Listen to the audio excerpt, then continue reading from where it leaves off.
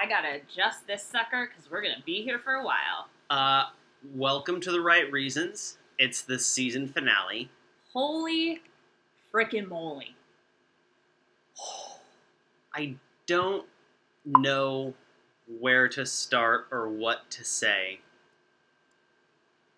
but I guess we're just gonna get into it. So if we haven't, Oh my god, there are so many. There are so many comments. We haven't even Excited. started.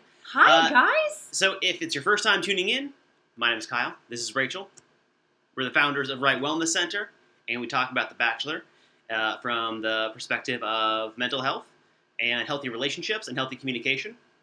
And that's what we do. The show's called The Right Reasons. And if you're listening to the podcast, thank you for being a podcast listener. Make sure you subscribe to the channel. Make sure you rate and review. Make sure you leave us comments. We love communicating with you, as the chat is evidently going already, and that's pretty fucking cool. Yeah. Also, we cuss a lot. We do. So if you have kids and you care, just heads up. Sorry, we're not going to change. The chat is cracking me up. If you are watching this on YouTube, please do us a favor. Like this video. When you give it a thumbs up, when you comment on it, it helps other people find it. And this season in particular, it has felt so important to have these conversations. And so we're so freaking grateful for you guys. And we should be sounding even better than usual. We got some new equipment. We got a little upgrade going, so I'm pretty stoked about that. And we'll continue to do that. I'm wearing my pre-paradise outfit to prepare for next week. We will be continuing, just so you guys know, it will be season 3 of The Right Reasons. And we will be covering Bachelor in Paradise. So let's just set up today, because... Right, so it is, obviously the finale goes over 2 nights. I feel like the first finale night was like 3 weeks ago. Yes. It was so much content. Yes, so we'll go over everything, including the first night. We're going to move sort of quickly through some of it, but we're going to do our best to catch everything that we can and discuss it. We've got a whole bunch of notes. There was one more thing, and I forget what it was, but if I remember, I'll let you know. Well, I have something before, so if you... Shoot, go, yeah. I just wanted to, before we dive into all of this, I wanted to give all of you, listening and watching, the biggest thank you ever. Oh, yeah, that's what my thing was. Really?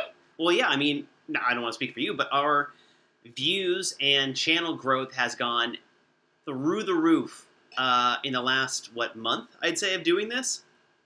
You know, we were really curious to see how doing a show like this would go. You know, a live YouTube show turned into a podcast about the Bachelor franchise. So I was really curious to see how it would go. Which I love. And Kyle you know, does too. we're seeing a ton of people on live with us, and our videos are getting more and more views each day, and it blows my mind to come back and see 500 more views. When it's been a couple hours since I've checked.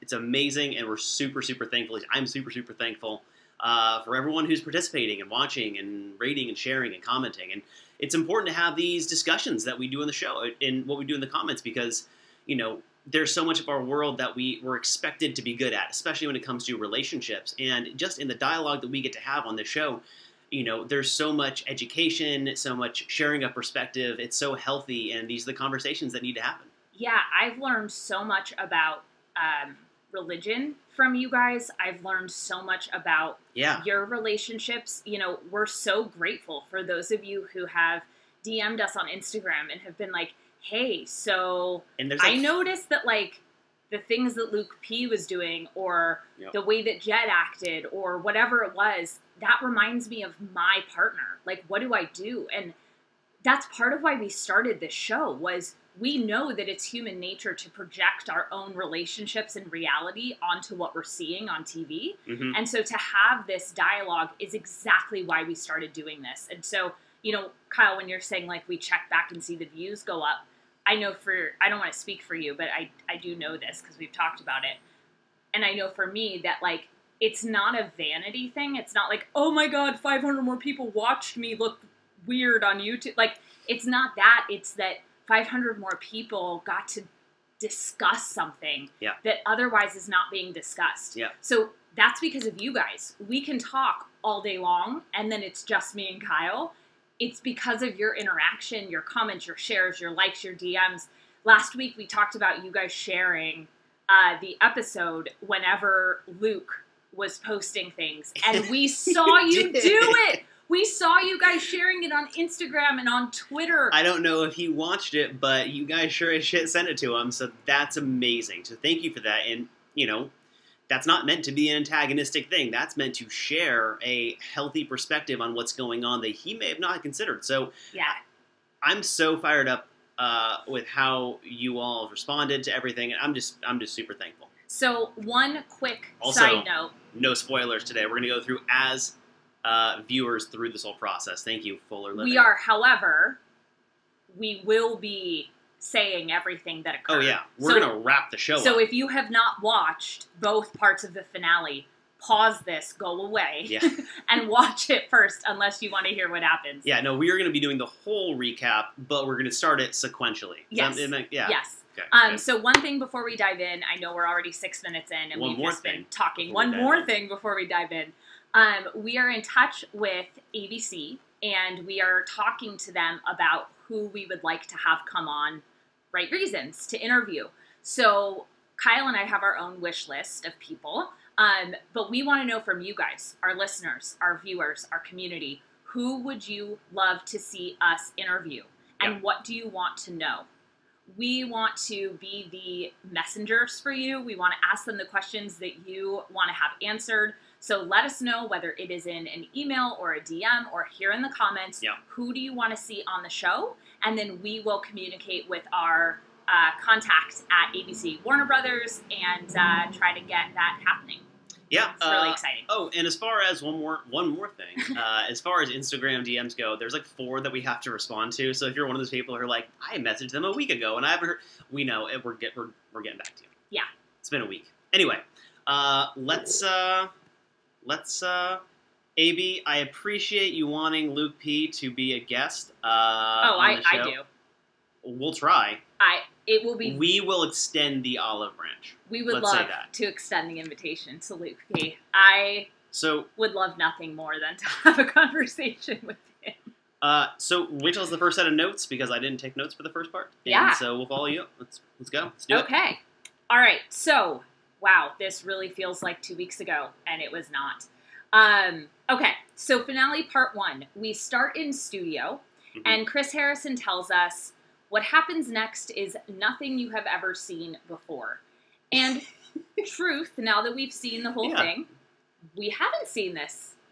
Very true. I'm always skeptical when they do that, where it's like, this is something you've never seen before. And after a while, like, based on percentages, we're going to start seeing the same thing over and over again. But, you know, true to form, I thought they were doing the same thing on Colton season, when they're like, you've never seen this. And I'm like, well, we've never seen someone be dramatic in the end, but sure as shit, it's pretty dramatic. Yeah. All right. Yeah. So, you know, we go back to Crete, and basically we clip back to all of the men talking about how awesome it was to see Hannah be so assertive with Luke.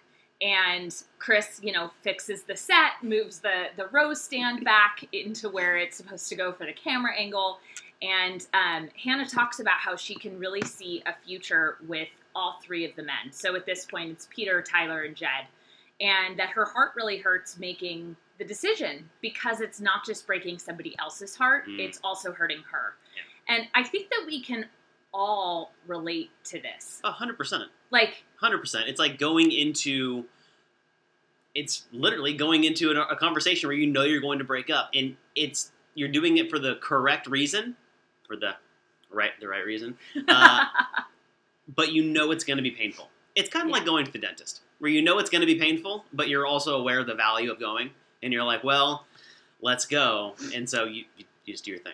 I also think it's really hard after fantasy suites. You know, you've had this time with them, whether it was physical intimacy, emotional intimacy, or both. You know, you're basically saying, like, okay, I've had this time with all 3 of you, and here are the 2 people that I see fit the best for me. And while most of the time that actually has far more to do with the lead than it does with the other person, right? Like, it's not that anything was wrong with one of them. No. I mean, well, now we know that something was. However, no spoilers. At this time, we did not. It hurts. I was personally, I thought Tyler was going to go home during this rose ceremony. I didn't want Tyler to go home, but I thought that Tyler was going to go home. I'm actually more impressed with Hannah in this rose ceremony because, keep in mind, this picks up immediately after Luke P. just throws himself back into the ring and then gets sent home and sort of wanders off into the bushes, which is something that Chris Harrison talked about. He's like, we don't really know what he was thinking. He just left and like kind of went one direction for a while and then like went another direction for a while and sort of wandered around for a minute. Anyway, but Hannah has to pick up right after that happened. So she has this interruption. This is emotional conflict. She has to yell at him, like get all worked up again, and then go into a rose ceremony where she knows she's going to be breaking someone's heart and hurting herself. That's difficult. And it goes in line with the theme of I'm just super impressed with Hannah the entire season. Yeah, she's, I mean, wow. If we all thought at the beginning, like, oh, I don't know if Hannah's going to be able to, like, bear this. Holy moly. I was incorrect. She has grown so much. Anyway, so it's time for the rose ceremony. Jed gets the first rose. Yes. And cool. I think we all saw that coming. Yeah. Obviously, it was going to come down between Tyler and Peter. And Hannah's really visibly upset at this point. She starts crying, and she calls Tyler's name. And I know I was very excited. I was also very sad. I felt for Peter. This whole thing that came out around Peter having a girlfriend, like, it's just so trivial compared to, like, all this other stuff. And he's obviously such a good dude. So it was really hard to watch them break up. Mm-hmm. Peter says, I'm trying to be strong right now. He's being so kind. He says that it really sucks and it hurts, but he doesn't regret anything. She tells him that there's nothing wrong with their relationship. And I wrote, it's truly one of those things that it's not that something is bad or wrong. Yeah. But that she just sees a future more of what she wants with these other two guys. Right. It's not bad or wrong. It's just not the right one. Yeah. I mean, it's so hard to watch. I think you can all associate with that feeling pretty well. Oh, yeah. Yeah. I mean, I know I've ended relationships where I care deeply about the person, but I knew they weren't my person. It sucks. It sucks for everybody. It sucks. All right. So they're both just really sad. The thing, it reminded me the most of when Sean broke up with Desiree. And I know you weren't watching yet. Mm-mm. And I believe that was after family hometowns, not fantasy suites. But it was a very similar, like, they were just both really, really sad.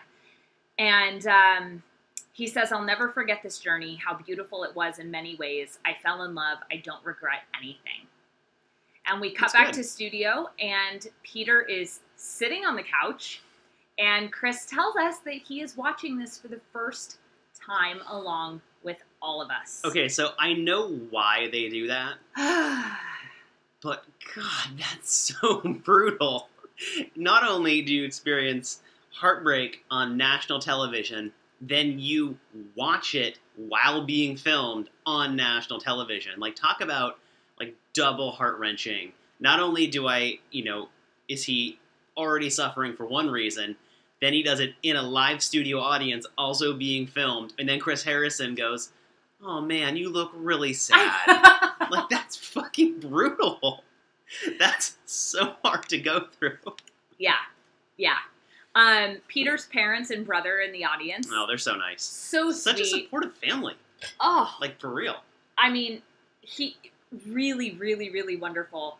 She yells out, I love you. Mm-hmm. And the mom says that she knows how Peter felt about Hannah, and then it's been really hard for her to watch. And she starts crying, and then Peter's dad puts his arm around the mom and just makes sure that she's okay. It's a really very loving family, and it's very evident. It's sweet. Yeah, and like when Peter talked about how his parents were the model for him of a long-term relationship, a lot of people say that on the show, but then you're like, are they? Like, I don't know. But these two, like, from what we've seen, just exude this love and commitment for each other, and it was really, really wonderful. Oh, yeah. So then we cut to a commercial. Mm-hmm. We come back, and Peter says that he first felt love for her when they were in Latvia, which was really early on. And it also goes in line with the theme of him really struggling to be honest with her about how he felt. I think that he was super in his head the whole time around what that combination of words meant to himself, to her, to the show. And if he felt it that far back in the show, you got to wonder how long he's been mulling this over. And so it actually makes a lot of sense for me, when he gets to the point of saying something and just locks up, it's because he's been thinking about it since pretty early in the show. Yeah. So, I mean, it's got to be a lot of stuff going on behind the ears, or between the ears. Behind the ears. Well, it's like behind the ears. Yeah, between the ears. I mean, technically, I guess your brain's behind your ears. Some of it. No, I guess behind your ears is like here. There's brain back in there. I don't. Okay. Whatever. Not the topic of our podcast. YouTube show describing like where your brain is. So anyway. Chris asks Peter, "Do you still love her?" And Peter responds with a really honest answer. He says, "I don't think you can completely fall out of love with someone. It's been 2 months. And like I said, a piece of my heart will always love her." Yeah. Peter seems just genuine, honest, open, sad. Yeah. But caring. And he's not taking that hurt and then turning it into anger as a defense mechanism towards her. Yeah. He's actually feeling the sadness. Yeah. And acknowledging that that's not a bad thing. That he's just sad. And sometimes for me, you're just sad. But to see a man on TV allow himself to be sad, it's very similar to Mike. And this is why I think that Bachelor is going to come down between Mike and Peter. I do. Yeah, I agree. Think it's going to come down between Mike and Peter. And they both, while obviously I wanted to be Mike for I wanted to be Mike. But I also would understand if it's Peter. I get it. Yeah. They both do a really good job of feeling their feelings and expressing their feelings and not using this societal masculine bullshit mask of anger, of toughness to push off the sadness. They both will say I'm sad. Yeah, they both were very open about sitting in the feeling and not the initial feeling, because anger is usually a secondary feeling. It's a response to something else like fear or sadness. And so them sitting in their sadness is actually really, really appreciated, and sharing it so openly it's refreshing. And I agree with what you said. And there's a comment I want to address really quickly from Really Mariah. Do you think Luke's early proclamation of love influenced Peter? I don't think so. I think that the two of them were so separate from each other. They really didn't tangle Peter until didn't much get involved. Later. Yeah, if you watch the early parts of the show when Luke is doing his stuff, Peter's pretty uninvolved with the situation, which worked out well for him, I think. He was very kind of reserved from that drama. They only tangled later on in the show when it was down to, I think, 4 or 5 left. So I think that the thing that got in Peter's way with him was himself. I think that he got in his own head. I think that he's pretty separated from Luke. That's just my opinion, but that's what I saw. I think that, going on a show like this can only be scary, going on a show like this, you don't expect to have the feelings that Peter and Mike and even Jed felt. Yeah. And if you do feel that, I think it has to be jarring to then be wait a minute, I'm on the show. Is it the show that's causing me to have these feelings? Am I just in a bubble? Yeah. What I just want to address a comment here. Ashley says, "Can Mike be the Bachelor if he goes to Paradise? I was shocked that he is going to Paradise, so guessing Peter is the Bachelor." So, you guys, I thought the same thing at first, but remember, Colton went to Paradise, and so did Nick Viall. They wrapped up that Tia thing, thankfully. Nick Viall became the Bachelor because of his stint on Paradise. So it's not uncommon now. Now, if Mike goes to Paradise and finds somebody, then obviously he won't be going to Paradise. Right. But, and I disagree. I think that Mike is very easy to understand. I think he's incredibly articulate. I think that he has a vocabulary that he uses that is bigger than what most people use on the show. Like at the Men Tell All. Yeah, not saying that the other men don't have that vocabulary, but they don't utilize it. They're not saying cantankerous on TV. Right. All right. Yeah, okay. Let's move. So Hannah comes out to greet Peter for the first time since the breakup. There is no awkward tension. No, they're happy to see each other, and like a very friendship. It felt like two friends seeing each other after a while. Yeah. Yeah. He asks her when she knew that it wasn't him, and the family blows kisses to Hannah, says hello. She says hi back. The family really liked her. It was all so healthy. Yeah.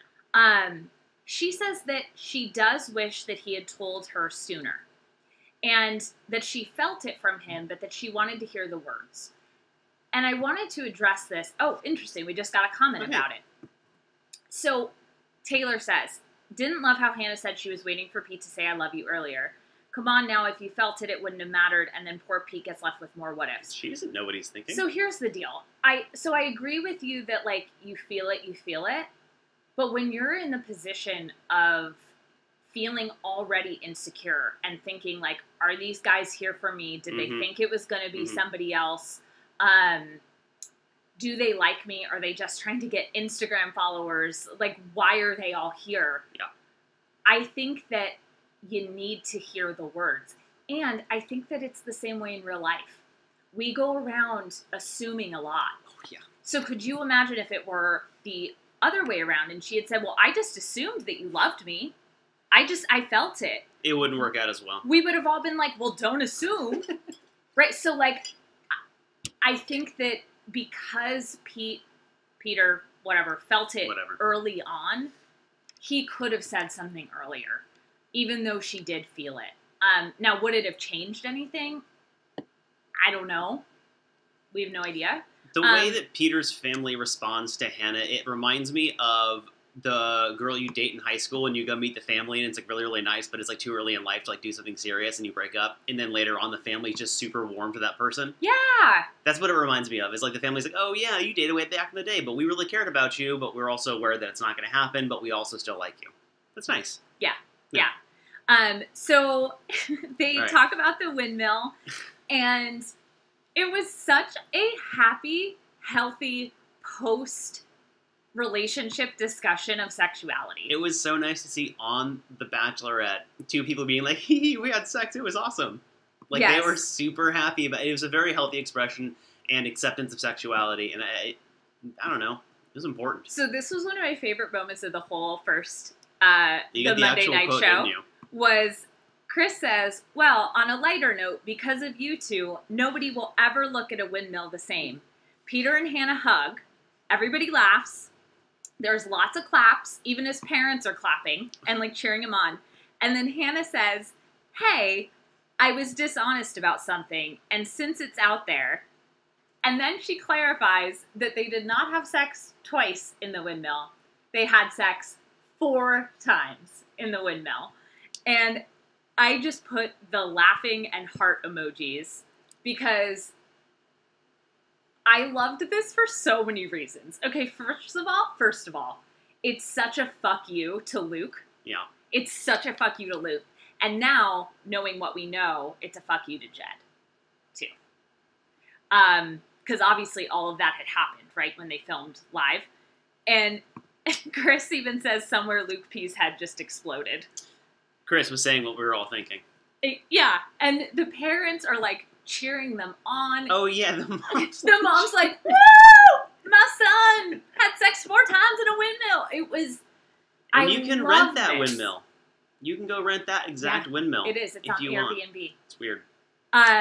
Did you have any other thoughts on the Pete thing? Because then we're going to wrap up. No, honestly, I think that, it was two people talking about a breakup after it happened. Both of them had moved on in their own individual ways. I don't know what Peter's future holds. Maybe The Bachelor, maybe not. We'll see. I got nothing else. I think that they handled that really, really well, and it was a great way of two people who shared intimacy and friendship being able to talk about it in public, and it's refreshing for me. Yeah, that's all. I agree. And now my notes pick up. Fabulous. By the way, podcast listeners, you cannot see. I have my Corksicle, and I'm filling it up with ice in New York right now. So if you hear metal or ice, that is me refilling my water to stay hydrated for this marathon. Because it's humid AF, and really hot here. Yeah, and as a reminder, if you guys are joining us on YouTube, please click the thumbs up button and share this video on all your social channels so that people can find it and join us for not only this video, but for our next season where we recap Bachelor in Paradise. All right, so we get back to Crete with Tyler and Jed, the remaining 2 men on The Bachelorette. And she is talking about both of them, that Jed has been very stable throughout this entire process. Always someone who's there, always someone who's, like, very happy to see her. She's happy to see him. They've been, like, best friends. Yeah. And because of his confession around coming on the show for music, that gave her the perception of this guy is honest. He's, like, the takeaway from that, and I remember us even talking about it on our show, is... this guy's honest. He's willing to have a challenging conversation and come across potentially as dishonest, but he's willing to have that conversation for the betterment of our relationship. Yeah. And I think that really stuck with her, which now all knowing what we know is horrible and we'll get there, but I really do think that that's part of why she was so bonded with him. Absolutely. It was honesty in the face of potential punishment for that, like going home. And embarrassment. AB, yeah, we believe Hannah because I would say Peter looked so embarrassed by that's got to be the truth. Because if he was trying to, like, I don't know, like puff his chest up a little bit, he'd be like, "Oh yeah, we did." I don't know. He was he was embarrassed enough that I believed it. Anyway, he was so cute. Hannah talks about Tyler, how he's been so supportive the entire time, and respectful, supportive and respectful.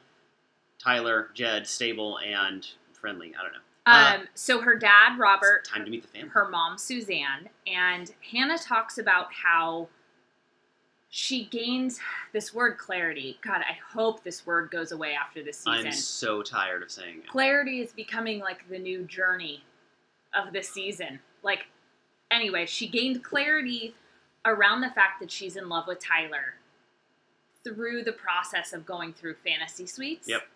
And she talks about how when she cried after he left their fantasy suite, it's because she realized that. Yeah, she was really worried that she was falling in lust with Tyler, which she says like 7 times. So it's very, I mean... Which, like, I get it, man. He's hot. I give her so much props for this because she's like, he's so hot, it makes it hard to, like, be with him and still think that he's going to be normal. It's... Unfortunately, this is what our society does. She's judging a book by its cover, and she has with Tyler since day one, where she thought that he couldn't be there for the right reasons because he's stupid hot. And as she spent time with him and he's revealed who he is and everything, it's gotten better and better, but she still struggles with that initial thing. So I'm really happy that she's so open about feeling like she was falling in lust rather than actual love. And then that hitting her probably was pretty difficult, especially at that stage of the show and everything else that had happened and all the drama and this guy who's always been super supportive, but she can't, like, figure out. And all of a sudden she's like, holy shit. 100%. This is like, this guy's been there with me, like, the whole time. That's gotta be hard. Like, her brain exploded. Yeah. And I'm pretty sure she thought that Tyler, or not Tyler, I'm sorry. She thought that the final 2 would be Peter and Jed. Yeah, 100%. And then that tripped her up. She realized. And then, so... We also find out at this point that Tyler took ballet classes. You guys. Talk about breaking every stereotype possible. And so he took ballet classes to get his GPA up when it wasn't doing very well. He tells the parents this when he's meeting her family.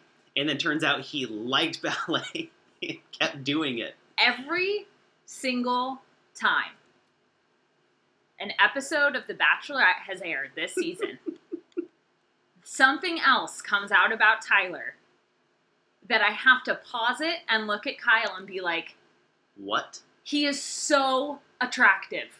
Yeah. Like, we all knew he danced because his intro package was like the Footloose thing. Remember him in like the contractor outfit? Yeah, and, which I totally want to go back and rewatch now. About that. But we did not know the full extent. Yeah. Yeah. So hot. So the mom... Tyler for Dancing with the Stars. We said the same thing. Oh yeah, no, we said the same thing. I'm pretty sure he'll be there.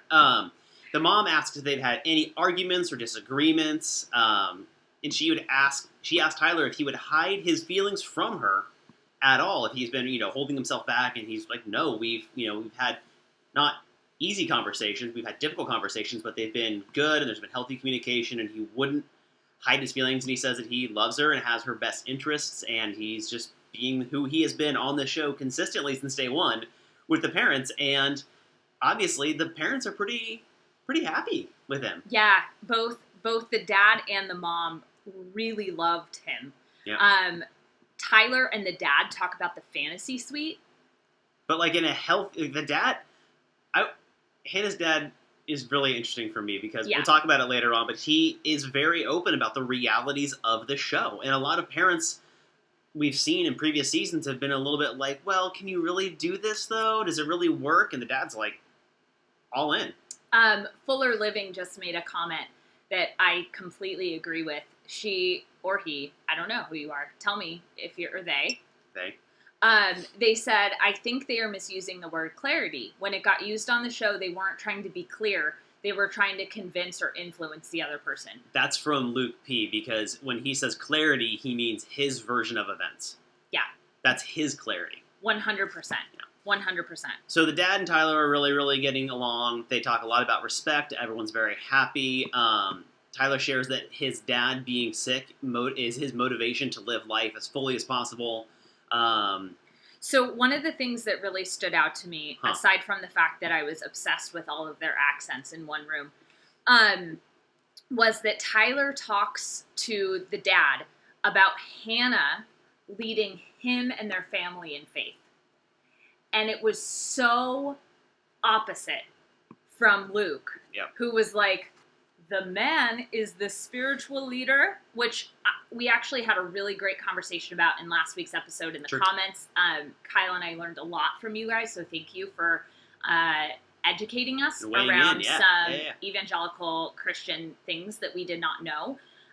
However, this was really, really, really cool to see because Tyler was like, yeah, she's leading us, man. Like, she's awesome. Mm-hmm. So that was fantastic.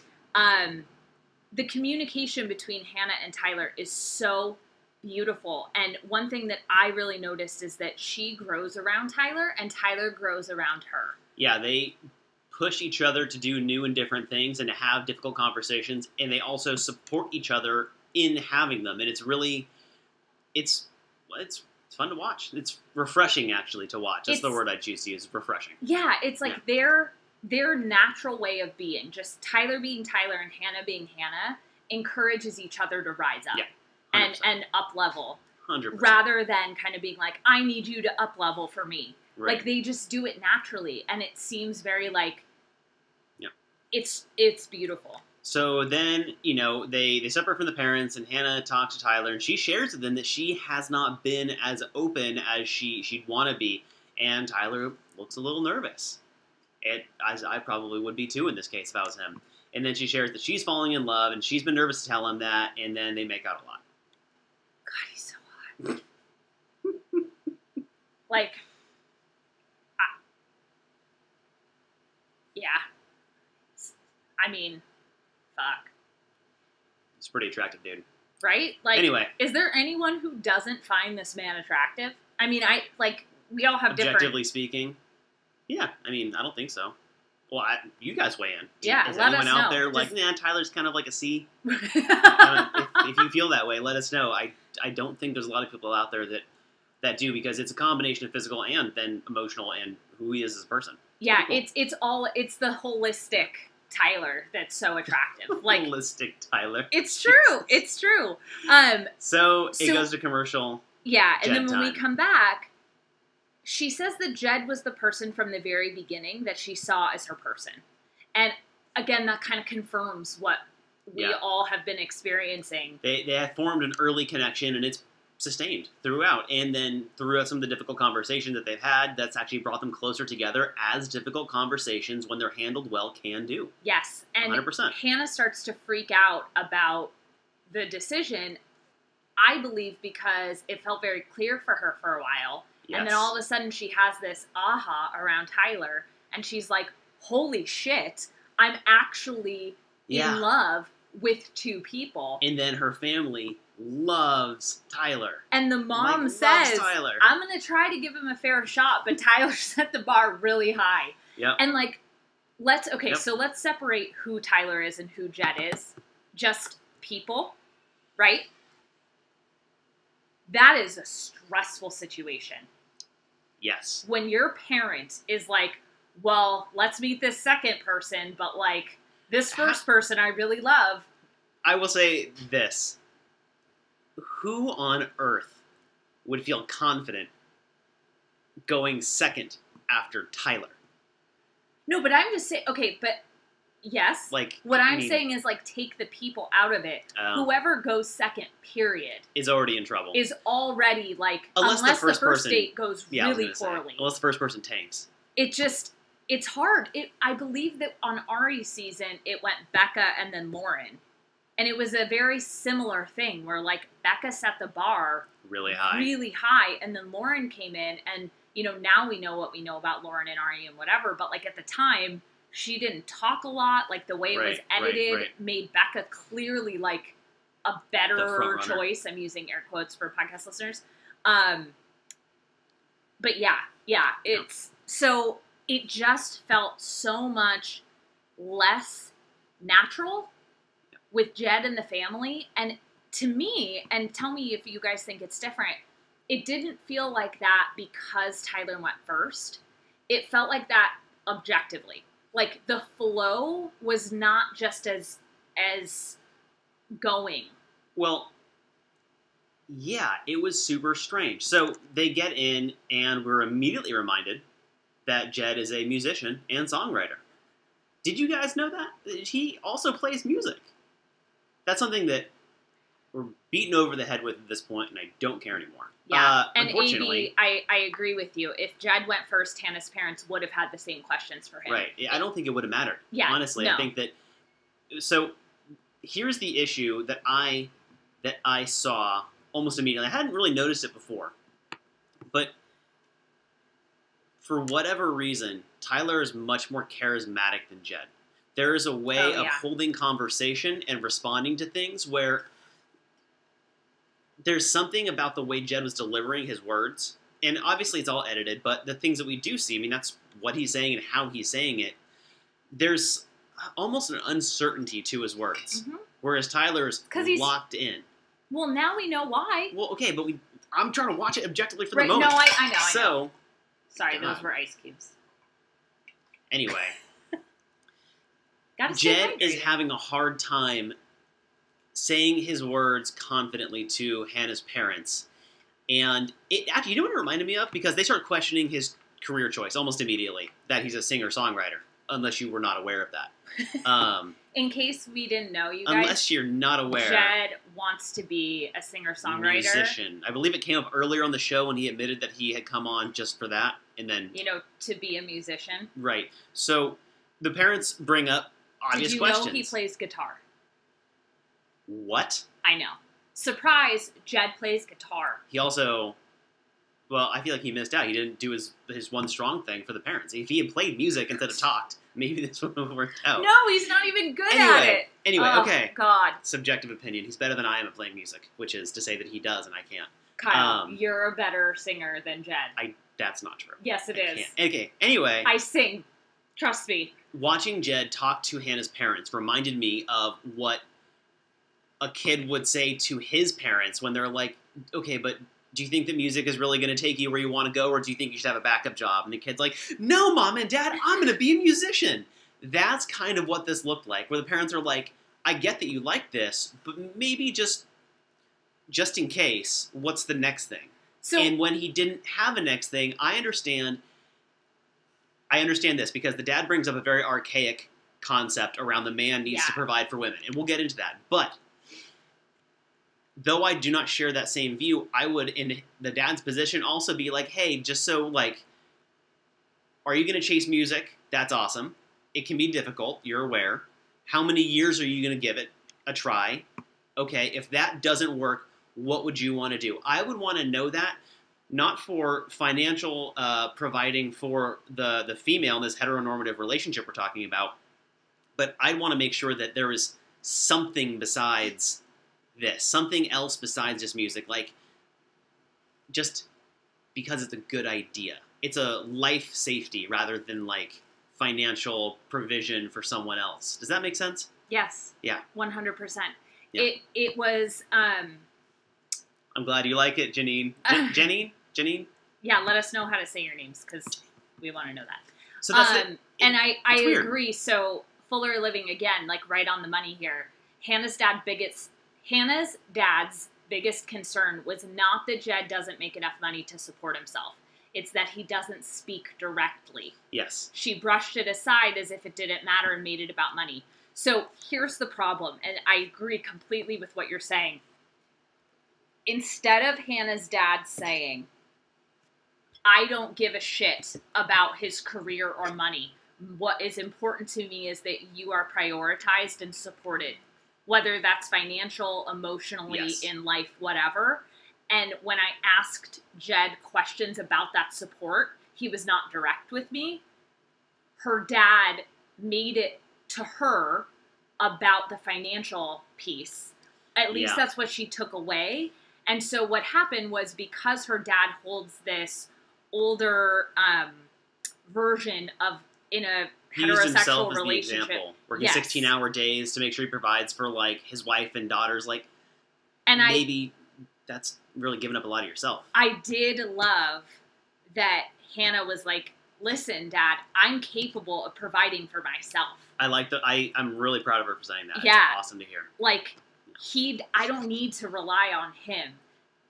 Again, I think that a lot of this was edited, and I wish, like, I want to see what really happened. Don't you guys wish we could have seen the whole conversation between them? The dad did say I think that the dad says one thing that is outside of the financial aspect, and I think he hits the nail on the head a little, because you're still young. Remember, Jed's like 24, 25. He's only 24 years old, you guys. He says, you're still young in addressing to his goals of being a musician. You're still young, but there has to be a direction. Yes. And that, I think, is what he's trying to get at. And then, obviously, he has his own personal views around money, and that's his views, and they're fine, whatever. But that's what he's getting at. There's no direction with Jed. It's just, I'm playing music in Nashville until I'm famous, I think, is what he's trying to go for. It's unclear as to what he really wants. And he speaks about a jingle that he wrote for a dog food commercial as if, the way he says it, he's like, I wrote a jingle for a dog food commercial. And the parents were like, so? And he's like, that's all I've done.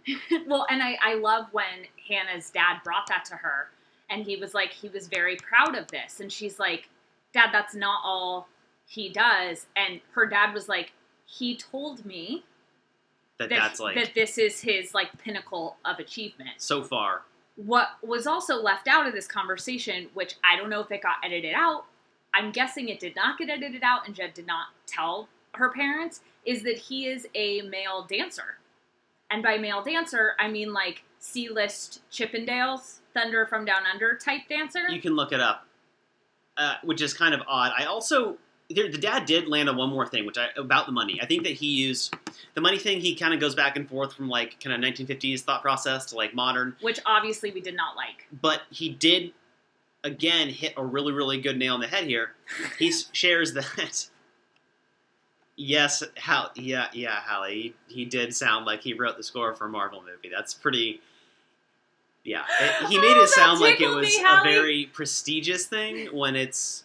Anyway, sorry. Jingle writers are, they're talented. It's a thing. Whatever. So, the dad does say this. He says, money can be at the core of a lot of breakups. Money issues, money struggles can be there. So, I think that he's wanting to make sure that there's enough to be happy, not that he's going to be paying for Hannah everything that she wants. I think the dad is aware that financial issues are one of the biggest reasons for divorce. Mm-hmm. So it's important to get out there ahead of it for his daughter. I see what he's trying to do. He's just going about it a little clumsily, which is fine, and also super edited, so who knows? Yeah, I think that we all kind of agree here, whereas, like, this sentiment is appreciated because he was expressing concern for how Jed was communicating and his lack of kind of the big picture scope. Right. Right? Like, so when I was younger, I wanted to go do Broadway. Okay? And when I was 21, I got accepted into a theater school in New York and my master's program for psychology. And in that moment, I had to choose what I was going to do. Now, had I gone after theater, I would have still had to think about, what am I going to do if this doesn't happen? Yeah. Not that I didn't think that I couldn't make it happen. Like, right, but it was a reality check. It's a reality of show business, whether it's dancing, musician, theater. Not everybody can have a career in that, even when you're incredibly talented. So it's like, what is plan B just to have?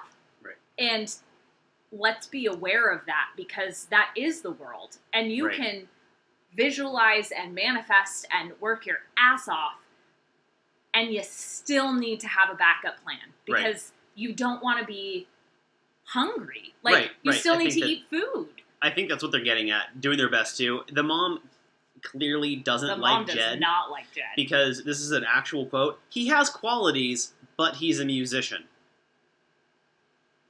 Oh, thanks, Fuller Living. It was, that's a pretty telling statement. And she shares, there's a lot of late nights and a lot of long hours and the lifestyle. It's not the healthiest of lifestyles. So she's doing her best to look out for her daughter. And Hannah's response to this I found very interesting. Yeah. It reminded me of someone in, like, high school who's being told, like, maybe don't go out with the guy with, like, the motorcycle who's, like, already graduated but still hanging out with, like, high school girls. And she's like, no, Mom and Dad, I want to ride in the back of his motorcycle. I don't care what you think. She didn't really want to hear about her family's reservations around Jed. But I feel like it's a really legit concern. Yeah. So here's what I was watching this as, because we're recapping this as we were watching it live, right? We're not going into what happens later on in the show yet. The family doesn't know about all this rumor swirling around Jed. They also don't know about his male dancing thing. I don't know if Hannah knows about it. So if you look at what we're seeing right now, so many rumors, the family's unaware, Hannah's unaware, there's a lot of unsaid things, at least from our perspective. Maybe they were talked about and it was edited out. But there's just so much uncertainty around Jed, and I think that comes out in the way that he talks. Because after a commercial break, the dad nails it again and says Jed over-explains, but doesn't say anything specific. Yeah, he beats around the bush and over-explains, which is not a pair of characteristics that go with honesty. And that Tyler's very direct. He says the other one is more direct. The other one? And then her dad repeats exactly what Jed said to Hannah. Hannah gets defensive, and then the dad was like, whoa, I'm literally just repeating what he said. Yeah. Like, there's no need to get defensive. No, AB, she would probably not have met me. Oh yeah, that's a story that I can totally tell you guys another time. Oh yeah, that's a good story. We'll I don't know, we'll do it at some point. Yeah, maybe we'll do a side thing. Yeah, the Halloween, that's pretty funny. Yeah, so, Hannah addresses that she could be, we talked about this. Yeah. This is the proudness over the jingle, and the dad's like, he was really proud about this, and Hannah doesn't really want to hear what her parents have to say at this point. I don't want to say that, I don't want to, like, patronize her and say she's acting like a high school girl, but it reminded me a lot of that level of action where it's like, I don't want to hear what you say, parents. Well, and I understand that. Like, it's really hard because, of course, if you have a good relationship with your parents, you want to have their support in your relationship, especially when you are under this precedent of, like, I'm going to go get engaged. However, it did feel a little like my parents really love Tyler. Jed is this bad boy musician who, like, smokes cigarettes, and I'm going to go sneak out of the house. And it seems like that in the way she talks about it. Yeah, and that's not a criticism at all of Hannah. It was just factually what it felt like. It's what it sounded like. So she leaves the house for a minute, and she's worried she won't be able to let go of the other person. Now you've got to think about it. She's probably so confused at this point. Because, like, 2 weeks ago, she thought she'd be going with Jed and Peter to the end. Yeah. And now Tyler's there, and now her family likes Tyler, and then her family doesn't like Jed, and Jed's being kind of weird about this jingle, and, like... And at this point, I thought to myself, does she not remember his hometown date? Which was super weird. Like, at this point, so, like, okay, objectively, again, they didn't know anything that was going on outside. His hometown date went horribly. It was super awkward the whole time. Meeting her parents went horribly. Yeah. The comments are getting it right there. Deborah, I think that you're super right. People do regress around their parents. I do all the time. Oh, yeah. I become like a 16-year-old My mom will, like, ask me to, like, call, and I'm like, not now. I'm busy, Mom. Always. I can't help it. It's like the weirdest thing. And Alice's palace, I think that you're right too. I mean, Hannah does double down when faced with something she doesn't necessarily want to hear, which we've seen her do a couple of times on the show. That's good observation. Which can serve her. Totally. And it can also not a lot. I mean, there's the sometimes being a resilient person can bite you in the ass. Yep. Yeah. And, AB says Hannah does seem to have a bit of an adversarial relationship with her parents. They challenge each other. I agree. I also think that that's a really good thing. Yeah. I think that it's really positive when a generation, like two different generations, can challenge each other with beliefs. It's how we evolve. And I think that in Hannah's mind, she may have been thinking, like, if their main concern is Jed providing for me, like, I can provide for myself, I'm going to go shill some flat tummy tea and sugar bear hair after this. Some diarrhea tea. They don't understand how Instagram works. We're fine financially for a while. And I think that a lot of that can be in her head. I don't think that it's a negative adversarial relationship. I think that her parents seem lovely. I think that Hannah's beliefs are a bit more progressive. And Derek, I agree with you. She 100% placed Tyler in a box. Yep. And unfortunately, by the time that box opened, it was too late. Now, we'll get to the finale, second night, in a little bit.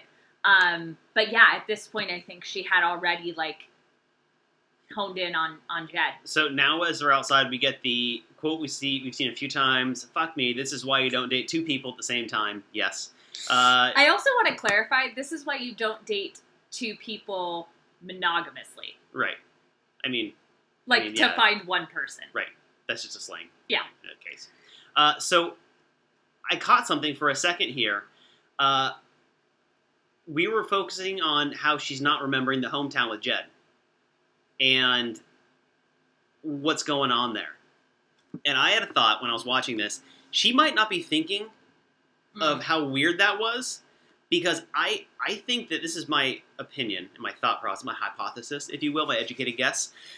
She separated her time on the show into two parts, because Luke created so much challenge and problem and just difficulty on the show that she separated the show into pre-Luke and post-Luke.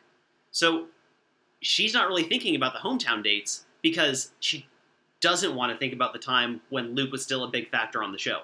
So she may just not be really focusing on that, because so much of how she was feeling during that time of the show was probably really uncomfortable and really frustrating for her to focus on. And she may just being super present in what she's doing now and not going off of the information she had earlier. So I think that's why she's not thinking about the hometown date at this particular point of the show. I think she separated it off, which I would understand, because if you're so wrapped up in someone who is so toxic and you find out all this stuff and he's being such a dick to you and you send him home in this dramatic fashion, which he did, it would make sense to want to kind of leave that completely in the dust the previous time on the show. So I think that's what she's doing. Kyle, I think that that's a really insightful thing, and probably in her mind the healthiest way to move forward with all of the dysfunction that was happening around Luke. Right. So we go into the final one-on-one dates, and honestly, just in this essence of time and recapping this whole thing, we can kind of skip these. It was... Tyler goes on a horse. They're really happy. He actually does it. They have a nighttime portion. Yep. She's uncomfortable with Jed. She gets seasick, which she didn't ever get seasick on any other boat. This is the beginning. I think that when Hannah is faced with a very, very uncomfortable situation and she gets in her head a lot, I think that she becomes nauseous. Who else does that, babe? Well, you have in the past. I also wonder, the date with Tyler, I wonder, based on the way she was talking about Jed with her family, I wonder if she sees Tyler as, like, the too safe person. Like, if does she want to go? Somebody else was saying I think that's how that date ended. Right, she gets seasick, something. And then they're both anxious and withdrawn. It just seems so uncomfortable when they're together. Yeah, she's not fully articulating herself. Something is off. Now, obviously, retrospectively, this was Hannah's intuition. Yeah, she can tell something's not right. Like, she knew that something was wrong. And, you know, maybe call it a gut feeling, call it an inner voice, call it an intuitive pull, call it whatever you want in your scope of belief around that. Yeah. Yes, and Fuller Living Tyler also got nauseous, and it's adorable that they both do that. So right. This is where the first night comes to an end. Hannah addresses Bachelor Nation in studio and says there's a lot of rumors going around, and she hopes to get all of the answers tomorrow and provide the answers tomorrow. Yep. So I am left at that point with, like, holy shit, can it be tomorrow already? It was something. It was something. So that is the end of part 1, and we go into part 2. So let's all take a stretch and a sip of water. All right. So if you're just joining us, ahead. Please don't forget, give a thumbs up to this video, share it, Instagram, Twitter, Facebook. All the places. Share with your friends, give it a thumbs up, rate and review us on iTunes. It helps other people find this and will help find our Bachelor in Paradise recaps that will start next week because there's no break in Bachelor Nation. I know.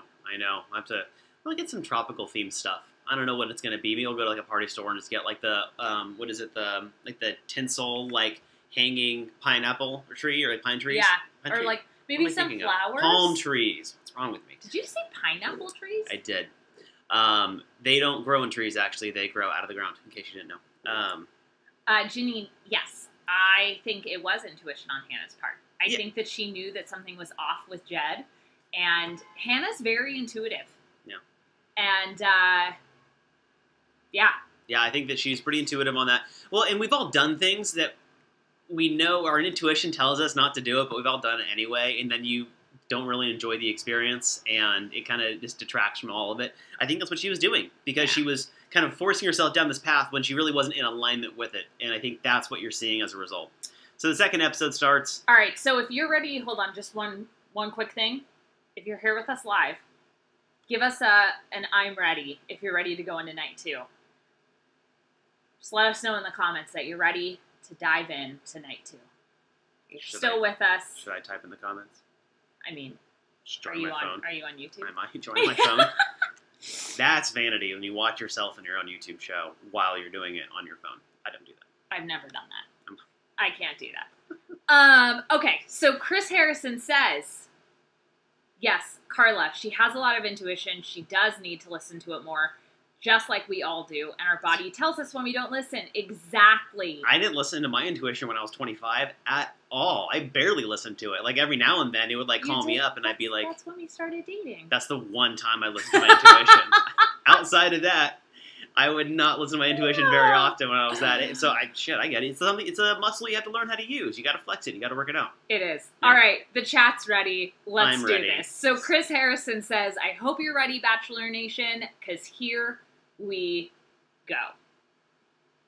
And boy, oh boy, here we go. So what, it's the Neil Lane thing right away? No, so we cut to Hannah. She's talking about how she used to really need external validation to feel enough, but she doesn't need that anymore. And I just wanted to point out that this is such an important relationship concept. Oh, yeah. Our partners cannot complete us. Our partners cannot provide us, they cannot make us happy. We need to be happy as ourselves, as a whole person to come together. There's so much shown in movies and TV and media of like, you complete me, you make me happy. Like, are there things that Kyle does that make me happy? Of course. Kyle's way of being makes me happy. I am happy in relationship with Kyle. Thanks, babe. You're welcome. But the reason why I can be happy and in relationship is because I'm happy with myself. And that's hard. Like, It was a really long journey to become happy with myself. And there are definitely days where I don't feel very happy with myself. And guess what? Sometimes it comes out on Kyle. So this was just, it really, it was a great reminder to bring this up and just kind of toss it out there, is that sometimes we go into relationships thinking, this is going to fix my life. This is going to make me happy. I'm not happy because I'm not in a relationship. Negative. Negative Ghost Rider. If you're not happy pre-relationship, you are not going to be happy in relationship. Yeah. You need to be satisfied as a whole person, and this is why Hannah is able to be open to being in a relationship, whereas she wasn't with Colton and wasn't ready for that, was because she was looking for that validation, an external thing. Yeah. So I just thought that was a really important thing to bring up. Yep. Then we do the whole Neil Lane shtick, and then we get the clip of her being in the car. I mean, the Neil Lane thing, the dude gets so much money from this whole situation. It's probably honestly, one of the best on TV promotional deals ever made was Neil Lane in the Bachelor franchise. It's amazing. Also, I feel like the rings are super gaudy, and that's just me. Yeah, I don't like them. It's just like, let's see how many diamonds we can fit onto a piece of metal and call it a day. Personal preferences. Yeah, I just don't like it. So then we get the clip of her in the car. She says, please stop. I can't do this. I'm really nauseous. Yep. Producer asks her if she's okay. She keeps saying no, she's not. This is when she gets out and she walks down a hill in high heels, which then she falls because that's how it happens. She cuts to commercial, she scrapes her elbow up, and she does something really interesting right after the fall when she's kind of collecting herself before moving on to the next thing. She's doing a very specific breathing exercise that I'm sure she has learned in her internal work she's been doing while being on the show, because she's got to be talking to a therapist. Yeah. Most days after the show. And so, well, not most days, but like pretty often. I don't know. It's from what I understand, it's up to the lead and the contestants to ask for the therapist when they want the therapist. It's not like, I wish it personally, like as a therapist, I wish it was mandated. I wish that it was like required. Oh yeah. And I'm available if anybody knows the department at ABC or Warner Brothers. Therapy department of ABC. Yeah, I don't know what department that's called, but I'm available. That's fair. I'm aware of the process and love the show, and I'd be happy to come on set. Just saying anything. Throwing that out there. Whatever. Just whatever. But she's doing breathing exercises, Yes. which is definitely a trained thing to calm herself down. Which is, I'm happy they showed that actually, just because I don't know. I think some people can relate to that. I do breathing exercises. Yep. And the producer then says, do you think that you can do this? And she says yes. And she says that she's excited for the future, but she has to close the door on another person and that's hard. Yeah. And then we see that the first person coming to her, which is the person who's not going to, quote unquote, win, is Tyler. And I wrote down, fuck, she's picking Jed. And this is painful because you can see she's not feeling good at all. And he does his best to like power through. And each sentence he gets out, she looks worse. And he's trying so hard to like, maybe if I say this next line, it'll be better. And it was bad. It's painful. I understand that, like, part of the format of the show is having the contestant talk before the lead tells them if it's them or not. I think that that's my least favorite thing that they make them do. Yeah, it's rough. It is so... It's like, spill your soul and see if you're gonna make it or not. Oh my god. Like, can you imagine being so into somebody that you are ready to propose? You spill your guts out knowing that everything you're spilling is going to air to millions of people. And then the person's like, oh, no, thanks. You know... Oh my god, I would want to... The whole time, I wanted to, like... You know what bothered me the most about this? Is that it perpetuates the idea in our culture that when you propose, the answer might be no. Yes, and that's something that came up it came up in our relationship too. When I was planning on proposing to Rachel, I was bartending at the time, and I was telling some of my regulars, like, hey, I'm going to go do this next weekend. It's going to be awesome. And a shocking amount, in fact, the majority of people are like, well, do you think she's going to say yes? And to which my response was, yeah, why else would I be doing it? Right, like we had talked about it first. I'm gonna make this life commitment. I'm not gonna do it if there's uncertainty. This is like a big deal because due to the nature of our relationship, that's something that we would talk about and work on and figure out because I don't want to make a decision if I don't know, in this context of the relationship, if I'm not sure about it. Like, that's why going into these types of proposals in the show has got to be nerve-wracking because that's a reality that the answer might be no. But in the majority of our culture, we have a choice of knowing whether or not our partners are going to say yes, because if you talk about it ahead of time and make sure that you have the same set of rules, you can still have, like, the big, Rachel was completely surprised, took her completely off guard, like... But I knew that we were going to get engaged. I just didn't know how or when. Right. And so if you're going into a proposal in your own life and relationship and you're not sure if the person's going to say yes, I don't know, I'd think about that a little bit and make sure that you two have had a few of the conversations that would make it a little bit easier to know they're going to say yes, because I think a lot of relationships end because there's an engagement too early. Because a lot of people, and then it's on the other side too, you get proposed to when you're not ready, and maybe you're in public. No. Oh, public proposals, if you're not sure the person's going to say yes, that's not okay. You got to make sure they're going to say yes, because that's now the most stressful thing in that person's life up to that moment. So anyway, it's got to be brutal, because I was even nervous going into mine, but like I knew what the answer would be, but I was still pretty nervous. Right. So I'd imagine that's... It was really interesting to watch rough. Tyler's face.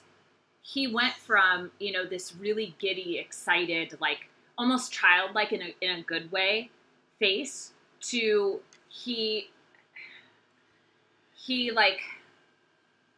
processed what she said, and then you watch him go very quickly from sadness, like he got smacked in the face, to like, I'm going to be strong for Hannah now. It was like the wall went down for a second, and then it went right back up. And like, in a good, like, I understood why. Oh, completely. But he immediately switches to be strong and assures her, you're going to be great. I hope you have an amazing future with Jed. Right. I was like, dude, this guy is like fucking, Tyler just... Every episode, he makes every single episode, he does something else where I'm like, he went, wow. Yeah, he went right into support mode. But I think the switch into support mode shows how sad he really is, because he's like, this is my interpretation of his internal process. He realized, holy shit, this is horrible. I'm incredibly sad. But in this moment, I am not going to dump on the girl who has already struggled through so much. Yep. I'm going to take my sadness and go, because my sadness does not serve her at this moment. Additionally, bingo, he knows his ass is leaving, and Jed's coming right out to propose to her. So let's preserve the moment for her. But she knows how sad he is, so what's the point of dragging it out? And to be able to have that awareness and process that, and then act on it, all in that moment while you're feeling all of those things, speaks so much to his emotional intelligence, his ability to regulate his emotions. 100%. That is somebody that you want to be in a relationship with. Because they are not taking their feelings and being like, here, and like throwing it at the other person. Right. He didn't say, like, I'm blindsided. Doesn't talk about himself at all. I mean... He talks about her and how happy she's going to be and how happy he is for her. That's amazing. And it's a consistent thing with him, too. Yep. Always focusing on what she needs in the moment while he's also there, too. And not to the point of which he doesn't take care of himself. He's still, like, when he gets in the car, he still acknowledges how upset he is, how he's processing. It's not like he's, like a doormat for other people to walk on. He stands up for himself. Totally. But like you said, in that moment, it would not have served Hannah, it would not have served him for him to dump that onto her. Right, 100%. And he chose that. It was... it was good. It was unbelievable. So... Commercial break. No, but he gets in the car and he says, I thought this was it. That's right. He talks about how it took Hannah to pull feelings out of him, and that it's incredible to feel so open, and that he is feeling just all of the feelings. And then, before it cuts to commercial, we see Jed walking up with his fucking guitar. Is anyone aware that Jed is a singer-songwriter who's making it big in Nashville, apparently? Okay, first of all, we're tired of seeing the guitar. Secondly, so we go to commercial, Jed now plays the guitar to propose. I can't. Here's my... So, we gloss over this because it's a little bit... The show actually does skip through pretty quickly around this. But I'm going to gloss over Jed's proposal because, one, based on what's about to happen, I don't care. Secondly, I did write down, I wonder if the song he's playing for his proposal is going to be on his solo album. I'm guessing it will be. Thinking about this moment you think of him proposing to her with the knowledge that we now know he had. Ooh, that's why Chris Harrison called it a cringe-worthy proposal. I wanted to throw everything at my TV, but then I realized that would just hurt the TV, not Jed. Yes, babe. That's how television works. Do you remember at one point I was like, no, and you were like, he can't hear you. Yeah, and I was like, he can't? There was some... Well, it was actually... You know, people... the stereotypes make fun of guys who yell at the TV screen during football. That was Rachel watching this part of The Bachelorette. And I was like, he can't hear you. You guys know, if you've been watching our show for this season, we have stayed as objective as possible. We had a whole conversation around how we didn't want to prejudge Jed based on the story that came out. We wanted to hear his side of things because that's important in life, is to hear everybody's perspective. Well, we did, and it's so much worse. We did our best to be as, objective as possible at alternative. The comment section's killing me. It's super funny. 100%. Janine says, what's funny is usually a guitar makes a man more attractive to me, and I have the exact opposite reaction to Jed. 100%. Janine, I dated so many men, like musicians, especially with my music background, that, like, they pick up a guitar or sit down at a piano, and it's like, oh, yay. And with Jed, I, like, want to vomit. He seems like the kind of guitarist and musician that plays at a coffee shop, and he plays Wonderwall, and I don't want to hear it at the coffee shop that I'm at, and so I leave the coffee shop because there's that guy who keeps playing Wonderwall all the time, and that's my thing. So he proposes, she says yes, we all vomit across America. Then we cut to commercial, and we come back, and it's like selfie videos of them in Greece. Oh, we have a voiceover from Hannah saying... A solemn voiceover from Hannah. She thought that she was getting the sweet, sincere, and honest person, and that has not been the case. Yep. The second night after they got engaged, he told her that he was hanging out with a girl the week before he came on the show. And she says, okay, did you break it off with her? And he said yes. And so she said that she was swallowing that obviously that's not an ideal thing to find out after, but that she was figuring out how to move on from that, and that they did have some good times. Yep. And then a few weeks after that, the People magazine article came out. And People sent it to her. Yeah, when she said People, I was like, did she mean like multiple people, or like People the magazine sent it to her? People magazine doesn't, I mean, maybe they mailed her a copy, but I would say someone took a screenshot and sent it to her immediately. Yeah. I'm assuming when she turned her phone back on, it exploded. Literally, she went and got a new phone and then read all the texts. So she read that he didn't end the relationship and that there was a lot more to the story. And she said it's, quote, not what I thought I said yes to. And then she says this, which I really loved. She said, I love the person that I got engaged to. I don't know how I feel about this person. Yeah. And then we see Jed going to her place, knocking the door, and then this is the most effective use of the little tiny box of the studio audience. They are very disapproving this entire time. It was incredible.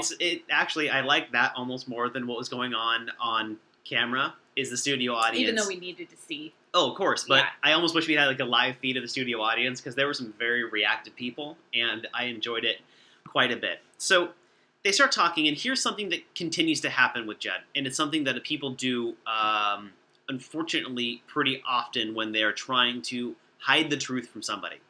They will admit what they need to admit and reserve the rest unless it's addressed. So every time Hannah's like, hey, what about this? He's like, yeah, I did that. And then she's like, what about this? He's like, also that. Yeah. So that's like when he first came out ahead of time to tell her early in the show, hey, I came on here for the wrong reasons, but now I'm into it. That's the beginning of this behavior, is admitting what he needs to get out of the situation without being fully transparent. So I want to address something quickly in the comments before we dive into their conversation. Carla says, Jed was even worse than Luke. She would find out Luke at one point, but Jed was more hidden for her. Interesting. I'm going to disagree, and this is why. And Carla, I'm not saying you're wrong by any means. We all have different opinions. Luke, to this day, stands by his behavior and manipulates people in active time. Whether it is a girl, a guy, anybody. Mm-hmm.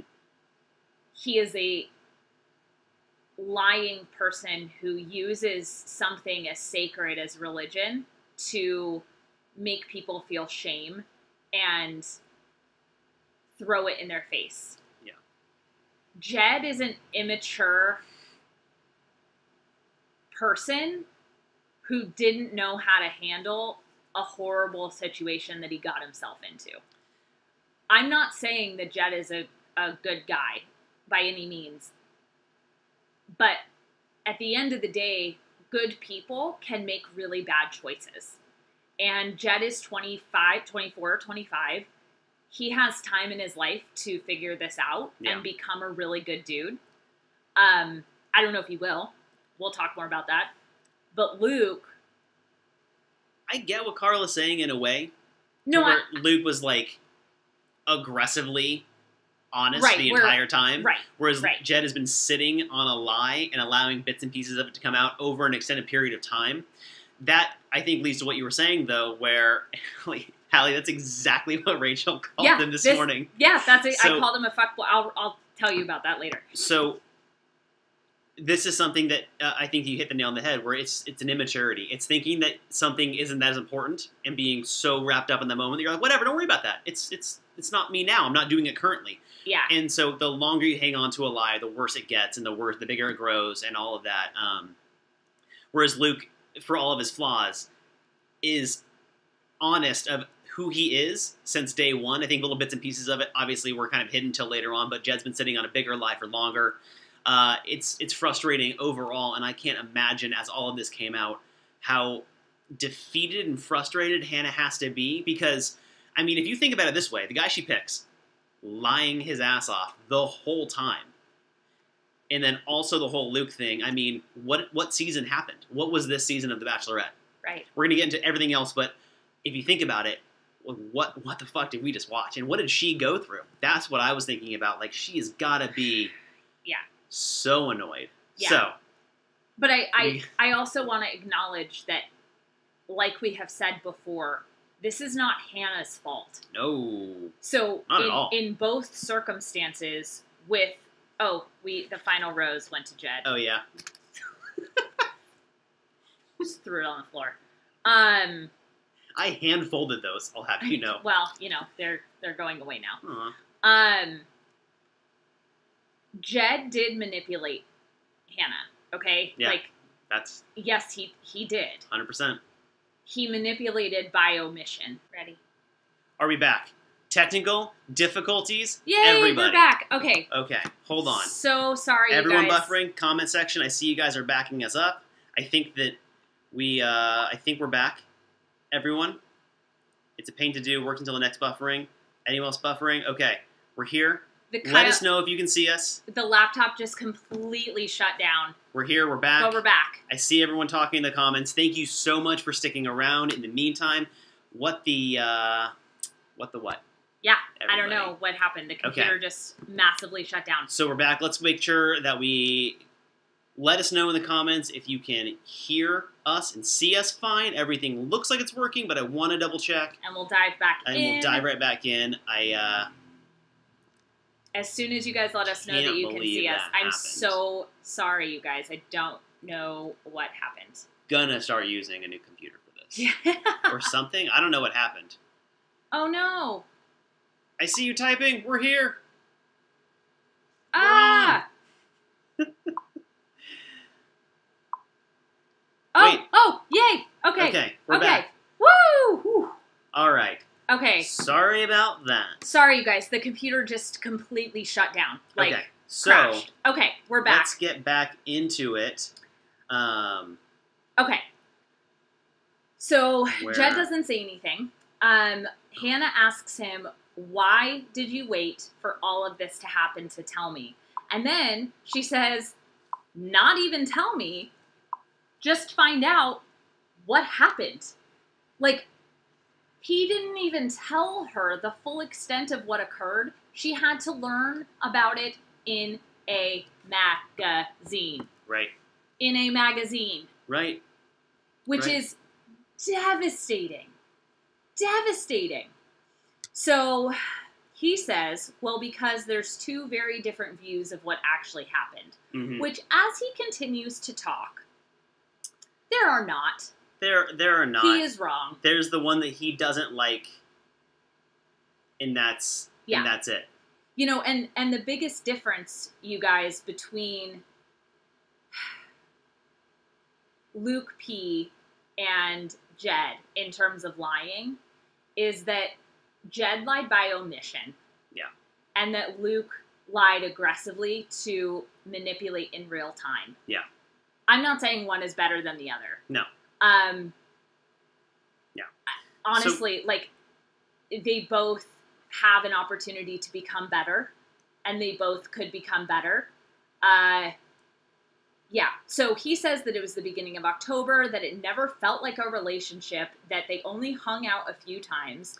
Hannah asks him what hanging out a few times means, and to be as blunt as she's being. So I wrote down the pattern here. Jed was dating around, but it never felt like a relationship. But he spent the most time with her, but it wasn't a relationship. And then he lists all the things they did together. Which are things that you do in a relationship. In a relationship. So she's frustrated, and he's like, well, you wanted me to be blunt? And she's like, yeah, I want you to be blunt, but I'm also going to react to what you say, because I'm not going to sit here and just listen. So he was still hooking up with other girls while they were dating. Let's key on that. Yes. Apparently. They went to a cabin together, but they weren't dating. She met his parents. But they're not dating. Then she threw him a surprise party with all of his friends that she knows, but they're not dating. And then her parents buy him a trip to the Bahamas with her on her birthday. But they're not dating. But they're not dating, though. Bullshit. So Hannah is looking... Absolute and utter bull fucking shit. Hannah's looking as confused as I feel like we all were in that moment. And then Hannah references way back in the beginning that he came on the show for his music career. And that he may never have really been into it. So he says, 3 days before he goes on the trip to the Bahamas, I can't even say this with a straight face. He got a call asking if he was interested in coming on the show. And he says to Hannah, I was thrown off because I don't think it's logical to hang out with somebody who is considering going on a dating show. So now it's the girl's fault? And this was a Luke P move. Yeah. This was him putting his decision on somebody else. Well, she knew I was in the running. Oh, but it wasn't a dating show. Like, I was going on for my career, but she should have not been hanging out with me if she thought, even though I told her I loved her, she met my parents, we've gone on vacation together, but she probably shouldn't have been hanging out with me because I was going to go on a dating show, even though it was just for my career. I'm sorry, what? He said that he didn't know what it was. I'm sorry, I call bullshit. You're saying that you're going on, you entered into a TV show. By the way, we know how complex the actual application process is and the amount of stuff you got to fill out. There's no way he didn't know exactly what he was doing. I'm sorry. Have you not heard of the most successful reality TV show of all time, next only to Survivor? I call bullshit. You knew exactly what it was, buddy. And at this point, this is the problem with lying. He held on to a lie for a very long time. The longer you hold on to a lie, the bigger it's going to be and the more painful it's going to be. He somehow managed to get it to maximum pain because now, no matter what he says, he's having to re-update. He's still trying to hold on to it at this point. He's trying to re-update the lie when Hannah's talking to him at whatever house they're at. This, like, it honestly, it looked so much like the place where Ari had the whole conversation with Becca that I wonder if they have, like, a breakup house for the Bachelor, where it's like, this is where you go to have breakup conversations in awkward situations. I mean, this was just something devastating. And then, you know, for Hannah, I'm sitting there thinking, if I were Hannah, I'd be thinking back to the date where they were with the family, where he confronted her about Luke. And I'd be like, what a fucking hypocrite. Absolutely. I was thinking, I actually wrote that down too. Like, what a fucking hypocrite. Yeah, what a douchebag to, like, white knight this situation and try to be the savior around Luke when you're lying the entire time. Yeah. So Hannah says, you know, this was very selfish. Jed says that when he left for LA to film the show, that it was goodbye. Not a good goodbye, but a goodbye. He said it was a breakup for him. And Hannah says, how was this a goodbye? And she says, you texted her, I love you, and 444, which, by the way... What is that? What is 444? Can someone help us with that? Is that like I Love You 3000 from the Avengers? And she says, like, what do those words mean to you? I love you. Mm-hmm. And Jed says, I didn't know until you. Okay. And Hannah says, you slept with her the night before you left for the show. That's so bad. What? Oh, man. Oh, so this is something else. This is something else that I want to call attention to. Hannah says, I understand, because the application process, by the way, 6 months to get on the show, that you're in talks. She says, I understand guys dating other girls for 6 months. Like, I don't expect you to be, like, just by yourself for 6 months. Which, let's talk about Peter for a second. That's exactly what he did. And then when he found out he was going on, he's like, we're done. Yeah, I Did don't he like do it the right way? Maybe not. We don't know. Breaking up over like the holidays or whatever. Like, maybe don't break up with someone on their answering machine. I don't know if that's what he did, but that's what it seemed like. You know, where you're like, hey, sorry, and like the answering machine's playing. It's like playing. How I Met Your Mother. That's what I was thinking about. It's my birthday! She understands the guys are going to date other women for that 6 month process. Like, no one likes to be alone. Like, I get that. And she's acknowledging it right then and there. So any criticism of Peter, out the window, right then and there. What Peter did is understandable and relatively normal for the franchise. What Jed did is lying. Yeah, he manipulated both the girl at home, Haley, and Hannah by not telling her the truth. And so her family's getting messages. In this is the part that I was blown away by. So we had all heard about the People magazine article, the other girl. We were trying to stay objective because maybe we haven't heard his side yet. You know, $1 million non-disclosure agreement. $5 million. This is what... I mean, after it's $1 million, do you really like... Oh, I mean, it's already going to be bad. Like, how is he going to pay $5 million? He's going to have to write so many jingles to break $5 million. So, this is the part that I didn't know anything about. I don't think you did either. What? After the show ends, he goes back to Nashville, right? Because there's some time in between. Like, they do long distance. Like, the two people who end up together, they have to be flown around and kind of snuck around. She gets texts from random girls that they're at his house and he's throwing girls in the pool. Yeah. Oh, maybe if you're hiding a giant lie, don't do things that are going to raise suspicion. And I'm not saying to do these things, but if you're going to lie, do it better than this. Oh my god. Dude, come on. That's the dumbest shit you possibly could have done. So he says, I don't want you to feel that way. What can I do now? What will demonstrate otherwise? And this is a great example of, like, when trust is broken. Yeah. Trust is the foundation that a relationship is built on. Yep. And it is so hard to rebuild that when it is cracked. Yep. There is a great video. It's called The Anatomy of Trust by Brene Brown. She did it on Oprah's Soul Sundays. I highly suggest that every human being listens to The Anatomy of Trust. He cannot go back in time and change what he did, but what he did is essentially irreparable. I mean, I have seen so many couples, and I know you have too, both in my practice and in our business. We've seen a lot of couples who will come out the other side of, like, an affair or infidelity even stronger because they had a really strong foundation of trust. Something occurred, and then they come out the other side and they work on it. Yep. This was not that, because everything was built on this lie. Right, and AB, that's exactly what we were talking about earlier. Yes. Every time she's like, what about this? He's like, oh, I also did that. Like, but what about this time? This. I also did that. He's withholding as much as he can out of self-preservation rather than actually just dumping everything out. It was, he's doing a bad job of lying. Not that it's a good thing to do. So she gets up, she walks outside, she's nauseous. I wrote down, this is exactly how I used to feel when I had anxiety. Yeah. Her gut is talking to her. I wrote, listen, my love, listen. Loved by you. I did not think that Hannah was going to give Jed a second chance. I was a little concerned.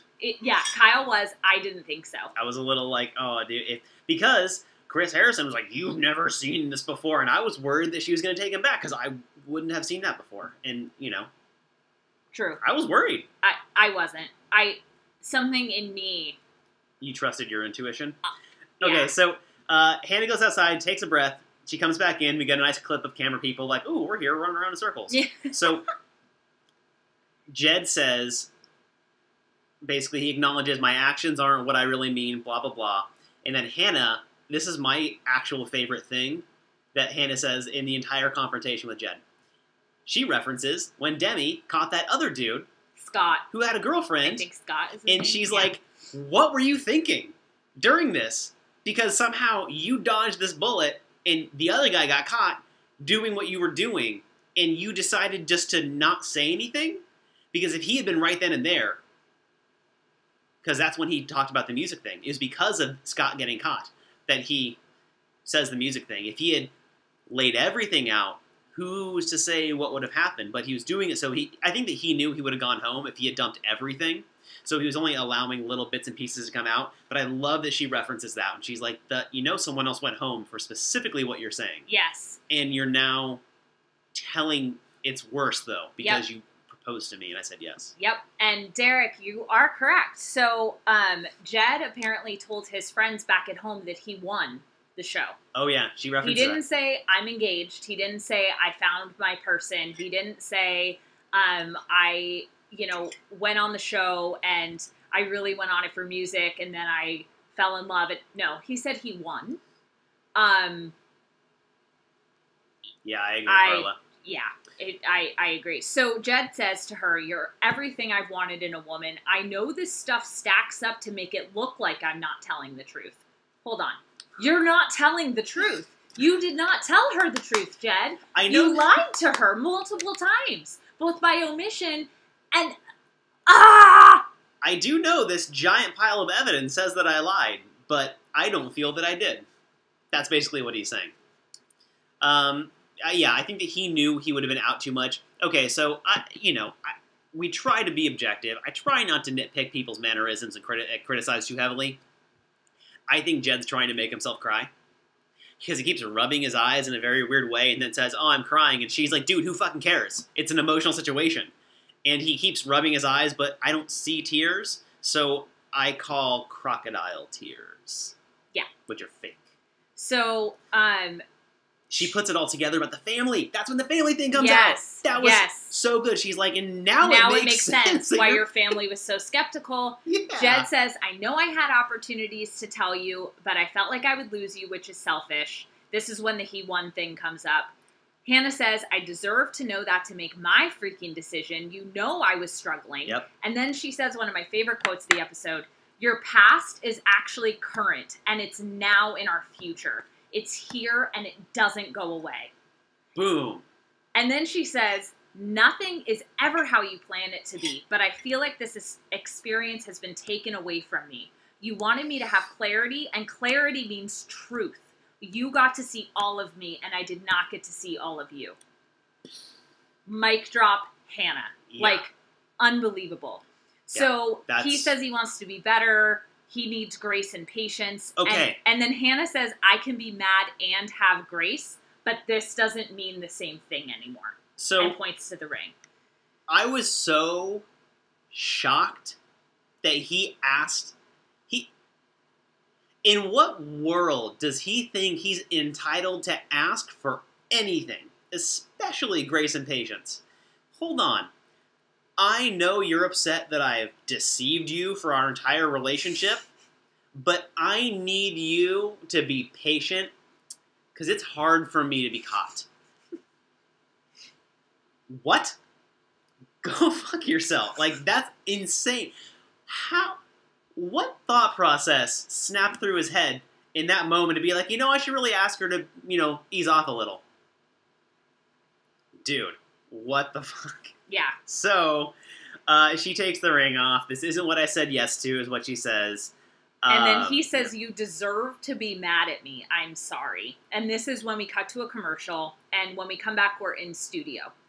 And Hannah looks amazing. She looks unfucking believable. So we've been commenting, because we've been watching her Instagram stories, while we've been watching the show. And she's been exercising in almost all of them. And at some point, maybe it was a few weeks ago, I turned to Rachel and I'm like, something's got to go wrong at the end of this whole thing. Because people tend to exercise a lot when they're trying to work out something emotional. Like processing their feelings. And she's got to be working at a lot of exercise. Like, she's got to be exercising a lot of emotions out. Because she's been doing crazy amounts, and it shows. She's in really good shape. It was really cool, you guys, to think about this full circle moment. How many people did not think that Hannah was going to be able to articulate her way through being the lead of the show? Think about that toast with Colton. Oh, the one in the hot tub where she freezes up? And then how the woman in front of us, it's yeah. I will take that as sarcasm, maybe. Yeah, obviously. So she's on the brink of tears, trying not to cry. Chris asks her to take us back to the day that she found out. She kind of repeats the same thing. But one of the things that stood out to me was she said it's really sad when you have to circle things in an article and send them to your fiance. Yeah, that was painful. And it shows that he lies until he's caught. And then the next one comes out, and then the next one comes out, and then the next one comes out. Which is not someone that is healthy to be in a relationship with, period. Yeah. Even if the lying was not about another person. Right? Like, even if the lying was like, yeah, I put away the clothes, and then, like, you come home and the clothes are on the bed, and you're like, oh, no, I didn't put away the clothes. I meant to put them away, and I didn't. So, I also appreciate that he said, she calls back that she says that I love you, or that he said I love you to the other girl, like, more than he said, too, and it had come out more and more and more since that other taping, that, like, it had been pretty tough, and she's been getting a lot of, people sending her all the articles, all the clips, and that's got to be difficult to deal with. Additionally, the relationship was based on a lie. Like, he lied the day after the engagement to try to get out ahead of this, which is also something guilty people do. That's also, like, again... It's pretty fucked up. We don't need to compare Luke and Jed because there's no point, but that is just as bad as what Luke did. It just it wasn't as aggressive. Yeah. Right? He doesn't have that, like, anger behind it. So Chris asks Hannah, where does your relationship stand now? And Hannah says, I'm not with Jed anymore. The engagement is over and we're not together. They broke up over the phone. And the audience is very happy about this. Oh, yeah. And Chris says, you know, they broke up over the phone. This is the first time they're going to see each other when we come back. So we cut to commercial, and we come back, and there is less applause for Jed coming out than there was for Luke on Men Tell All. People clapped. Yeah. It was like, Jed's coming out, and then a few people were like, yeah. And that was it. Now, here's the difference between Jed and Luke. Yep. Chris gives Jed the opportunity to speak first. And first of all, I want to commend Hannah for the way that she conducted herself during this portion of the live show. Mm. She truly allowed Jed to speak. And she could have, and we would have all understood, her being like, no, fuck you. Right. Like, she could have just get out of here. Right. Like, she could have just stomped all over him. She let him talk. And the biggest difference between Luke and Jed is that Jed owned up to what he did. Now, whether or not that means he's going to change his behavior, I have no idea. We don't know. We don't know him personally. Yeah. None of us do, right? I mean, if you do, let us know. Right. But he apologizes for everything. He addresses how his actions have affected her, their families. He said he never thought he'd meet the person he wanted to spend his life with on a reality TV show. He wishes he would have known more about the show, which is bullshit. That's bullshit. So Chris says, okay, I get not thinking you find your person here, but when you did find her, why didn't you just complain about it? Right. Which is such a good question. And Jed says, which is very true, he says, I was acting out of fear instead of love. Mm-hmm. I was scared to lose you, and I wasn't sure how any of it would be taken. I mean, yeah. So I appreciate, as the conversation went, it got a little better. It started off a little rough for me because he starts off with the apology. And now, I'm not criticizing per se like everything that he did, because he apologized quite well. I think that he did a good job in this apology segment. However, he does start out with saying, you know, now that I've had time to review my life, I realized that I wasn't really the best that I could be. Which is also, now that my world has collapsed because I lied on national television for an extended period of time, and then acted like a dick afterwards also, I realize that I'm suffering the consequences. And now, I think that the amount of cyberbullying he's received and his family has received is completely inappropriate. I think that he's fully aware of the repercussions of his actions. And Hannah addresses that later on. Like, we've both been getting quite a bit of online criticism. Also, like, you guys, he didn't blow up a gas station. Like, very specific. I just, like, right, he's been receiving death threats. I don't, right. It's not okay.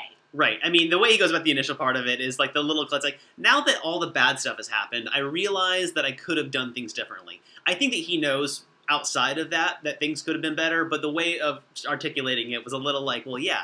He says he was lacking the details with her. Like, I mean, you were lying, not lacking details. It's a really weird way of saying lying.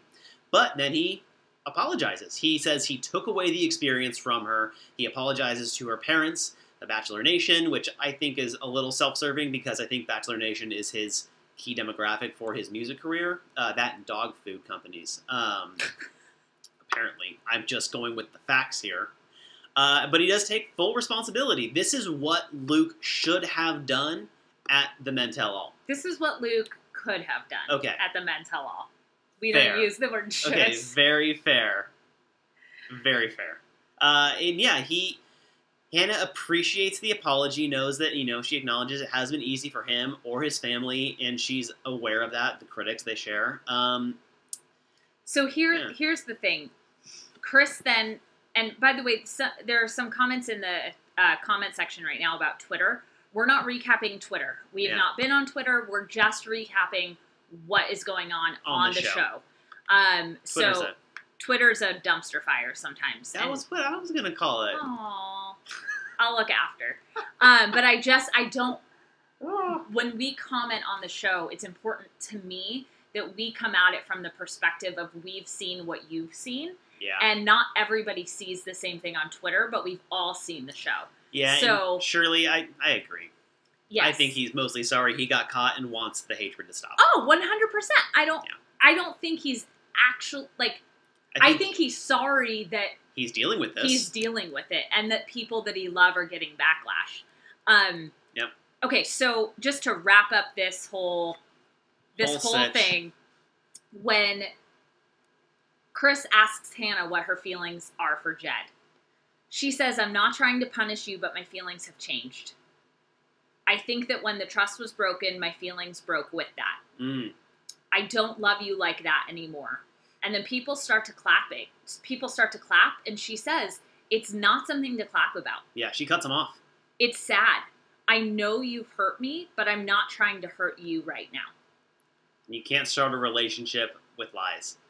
Yeah. But I loved what she did. That was absolutely incredible to acknowledge that he's getting beaten down. She's not trying to hurt him. However, she is hurt, and stops the audience from more or less dumping on him even further. And I think that's a really, really mature move in this situation because, I mean, she's right. No more amount of hurt is going to help the situation. Like, right. He is on national television in front of millions of people saying how sorry he is. Whether or not he really means it doesn't matter. He's actively doing it in the moment. And so if he's liking stuff on Twitter, whatever. But, like, that's big to do regardless of how he got there. But here's the thing, is that him loving her has nothing to do. It is a separate topic from him lying. He can love her and still have lied. Now, in a healthy love relationship, there's no lies, right? Yeah. But he could have still, when he said, "I love you," he could have still felt that and meant that and have been lying about Haley. Also that. That is possible. It's not good. Is the girl's name Haley? Yeah. So they say it's over. Jed says that he still loves her. You deserve happiness and the world, and he wishes her well. And, you know, I think that she reflects it, says, you know, I want the same for you. And it was very nice. Chris acknowledges Jed for coming out and taking the, you know, heat and apologizing to everybody. Yeah. Because, you know, that is not easy to do. And he did actually say, "I'm sorry." So that's good. Yeah. Two things. This is when I had this realization that Jed is basically a fuckboy, and Jed is what Hannah thought Tyler was. Yes. So Hannah, for so long, could not think of Tyler outside of this box because... I mean, she talks about it early on. She thought he was too attractive to be the way that he is, that she questioned his time on the show because of the way he appeared. So...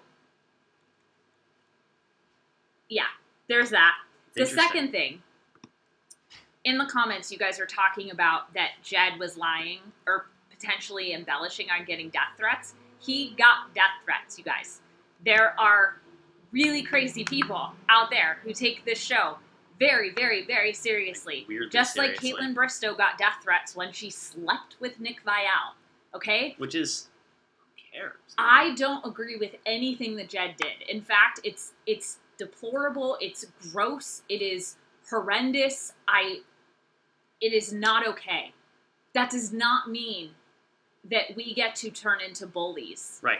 And attack him. He is dealing with consequences for what he did. Right. I mean... we don't need to add to it. Yeah, there's no point in, like, his music career is not going to do well. Who was the other guy who tried to get his music career going on the show, and he was kind of a dick about it, and now his music career is, like, tanking? He was on Jillian's season.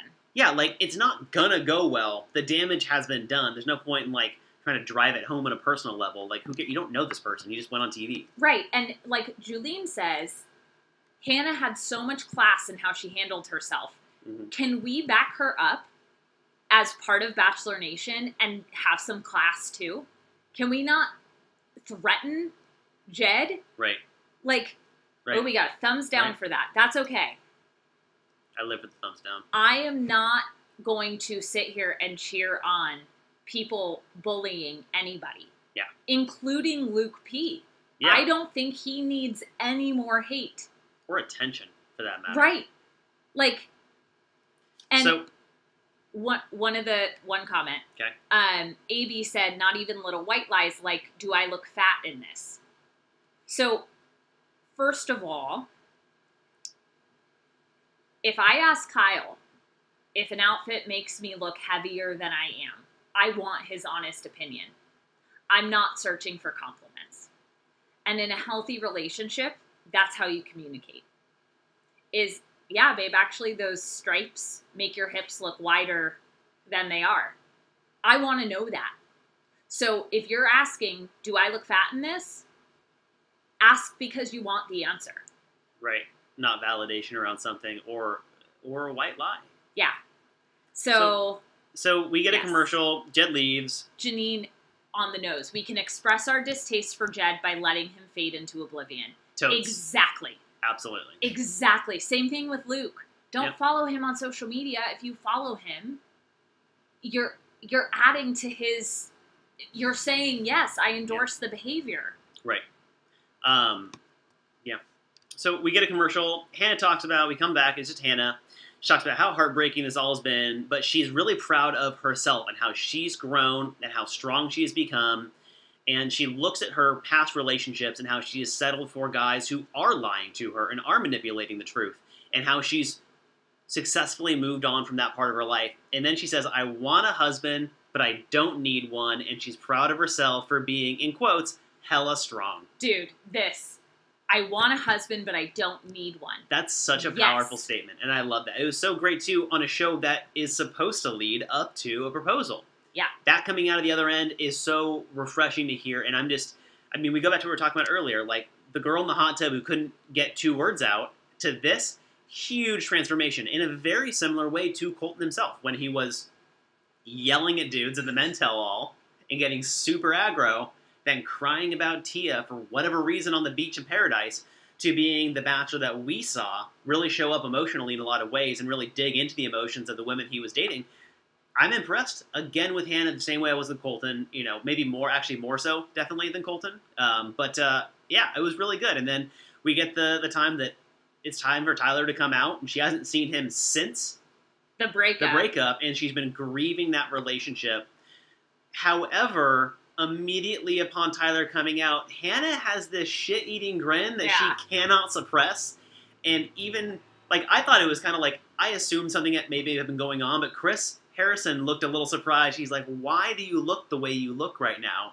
You can't stop smiling. Yeah, and it basically sounds like a fucking Beatles concert. Which I wrote down, and then Chris Harrison said, I felt so smart in that moment, where he's like, it sounds like a Beatles concert in here. And I'm like, it sounds like a Beatles concert in there right now. Everyone's going to be, freaking out, peeing on the seats. I was going to say, did anybody pee on the seats? You know, that actually is a real thing. It's like a stereotype. It sounds kind of weird, but, who's going to pee out of excitement? But at Beatles concerts, back in the day, the women going would become so excited, they actually would, pee. And that was a thing. At Beatles concerts had, how gross is that, first of all? And what a weird part of history that we sort of glossed over. I know. Probably for good reasons. So he says that morning he threw up. He was so nervous. He says that watching back the season He says that watching her back on the season, watching her be so powerful and strong has been amazing. He's been rooting for her, that he knows the world is hers. Yeah. It's very cute. This is when we realize that they both throw up when they're nervous, which is adorable. Yeah, because he was getting nauseous when he was getting ready to propose out of, excitement.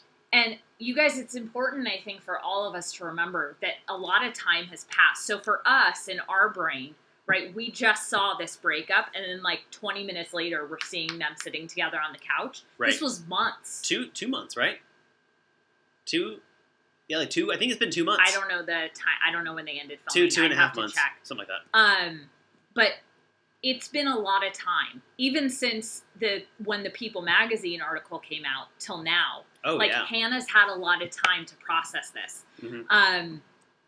And he says that he was the happiest little kid walking up the mountain to go see her. He was ready to propose. And here's the thing. I know that Hannah asking Tyler out is going to be controversial. I think that there are going to be some people who are like, what the fuck? And I think that there are going to be some people who are totally on board with it. Go ahead. I personally think that it is a wonderful thing for her to explore this relationship. Are they each other's person? I have no idea. I don't know them well enough, fully, at all. I want everybody to think back to Jason Mesnick's season. Yeah. Where he picked Melissa Rycroft. Then production had him end that relationship. He wanted to end the relationship, but production had him end it on after the final rose. This was before they did the live thing. And then he asked Molly, his quote-unquote runner-up, if she would consider dating him. And they did. They've been together ever since, have a child together. Melissa moved on and is with her husband, and they've been very happy. Mm-hmm. Tyler is not her leftovers. He is not a plan B. Hannah picked Jed because of the information that she had at the time and the feelings that she had. Mm-hmm. Then she learned new information, and then her feelings changed. And she gets to explore any relationship she wants with anyone. Right. Including Tyler, if he wants to do that. And clearly, he does. So, because they are two consenting adults that are lovely and did not get to fully explore the capacity of their relationship, I am all for them doing that. Totally. I think that Derek nails it in the comments. She got in her own head about the whole situation and ended up picking Jed out of her internal confusion, conflict, Tyler being the safe choice. Who knows? But here's what we do know, right, about Tyler, that he's been the most supportive person the entire show, right? So He's always been there, and she talks about that. Besides Mike. Respectful and, yes. So the only difference is they have massive sexual chemistry. Right. So there's something so Tyler's been super respectful, super supportive the entire time, and one of the things that comes out of being a respectful, supportive person is that if someone comes to you and acknowledges, hey, I made a mistake with this, depends on no matter what it is. Like, I wanted to do this, you wanted to do that, but I went my way. I actually made a mistake with that, and now I see things differently. I want to check this out. Yeah, I changed my mind. And that's okay.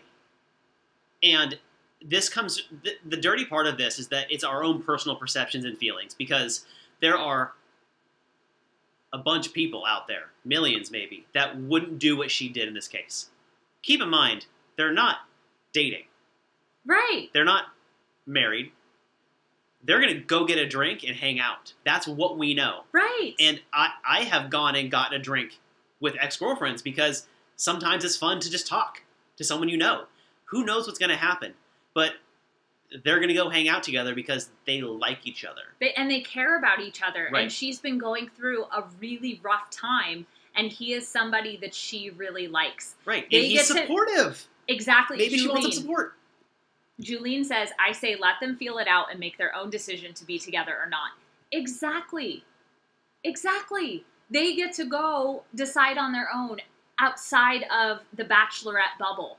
And Chris even tries to double down. He's like, do you guys need a date card? And she's really like, funny. We just want to be normal people and have a drink and hang out. So even Chris tries to make it sound like they're going to go on some more serious thing, and she just brings it right back down. She's like, no date card, we're not filming this. And then she's like, I promise no horses, though.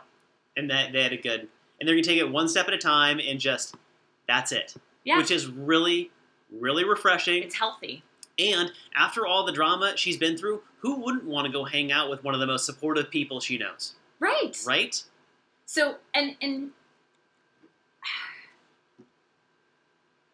also, Fuller Living, people grow, and they have grown together. So maybe Tyler's been really open about how much growth he's gone through because of her. Yeah. They might both lift each other up.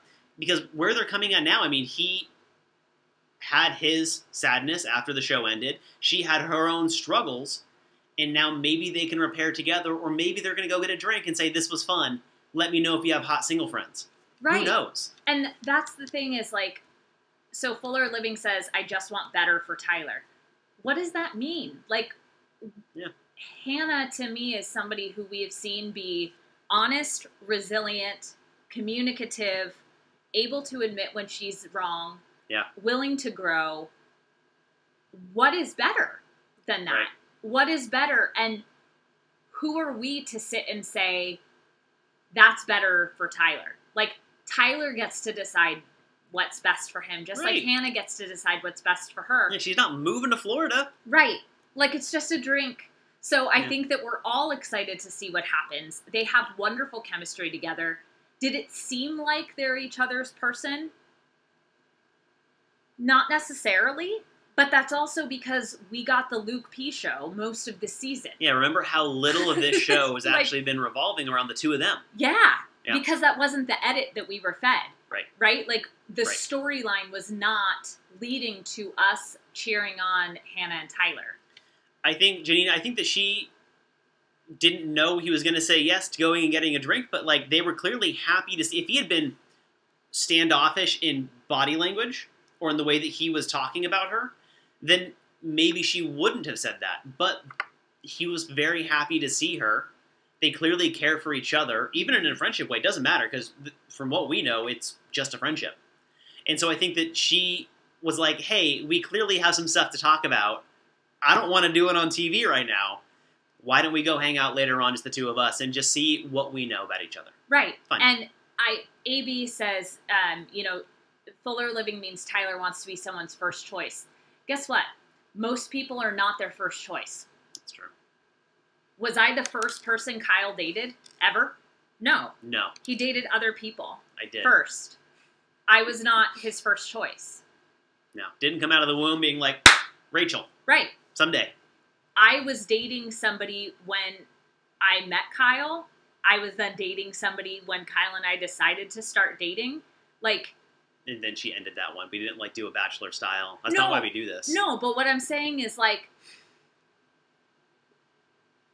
It's only in the construct of the Bachelor world that it's like a first and second choice. In real life, nobody is their first choice. Right.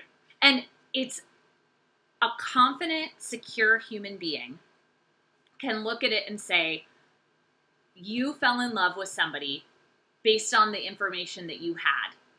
And then you got this new experience. Like Molly Mesnick, right? Do you think that she walks around being like, oh, God, I was Jason's second choice. Like, man, this sucks. I wonder if he really wanted to be with me. Like, Desiree, yes, fuller living. Yeah, I was just about to say, Desiree did not pick Chris first. She wanted to be with Brooks. And Brooks left that season, and she was devastated. And she's been happily married with Chris.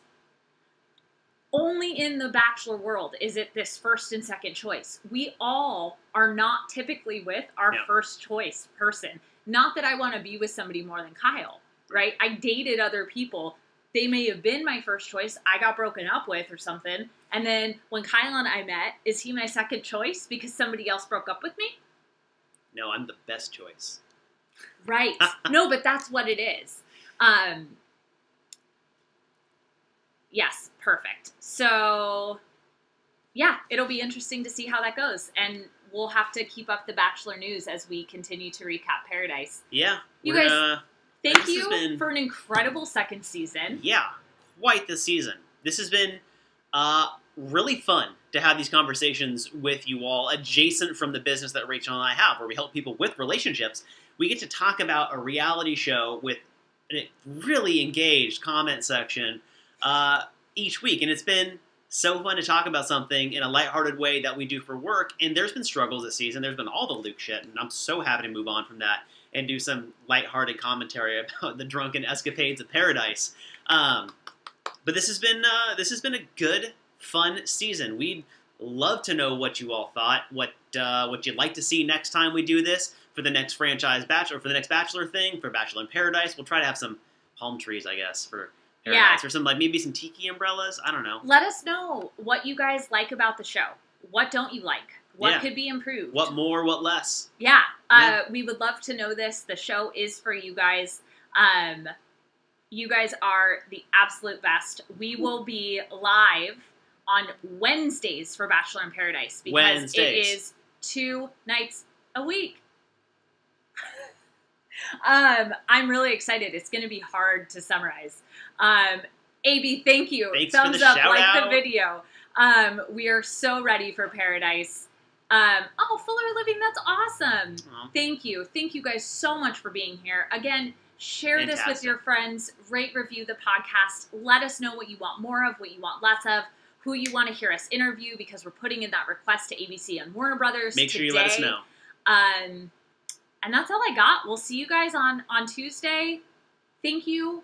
Thank you. And thanks for sticking with us through technical difficulties. This has been like a 2.5 hour long. Yeah, we love you guys too. This has been something else. And we will listen to all of the podcasts that these guys did. We're getting around to it, yeah. We're getting around. Yeah. And if you guys want more content, Janine brings up more content, follow us each on Instagram. Yeah.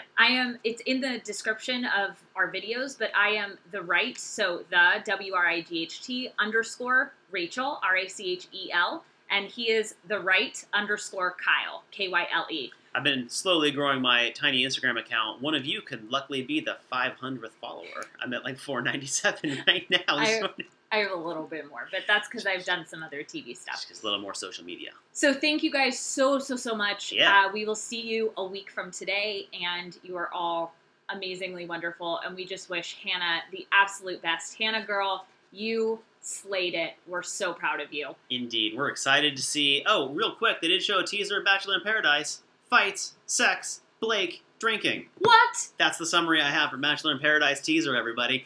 This wraps up season 2 of... The Right Reasons. The Right Reasons. See you guys next time.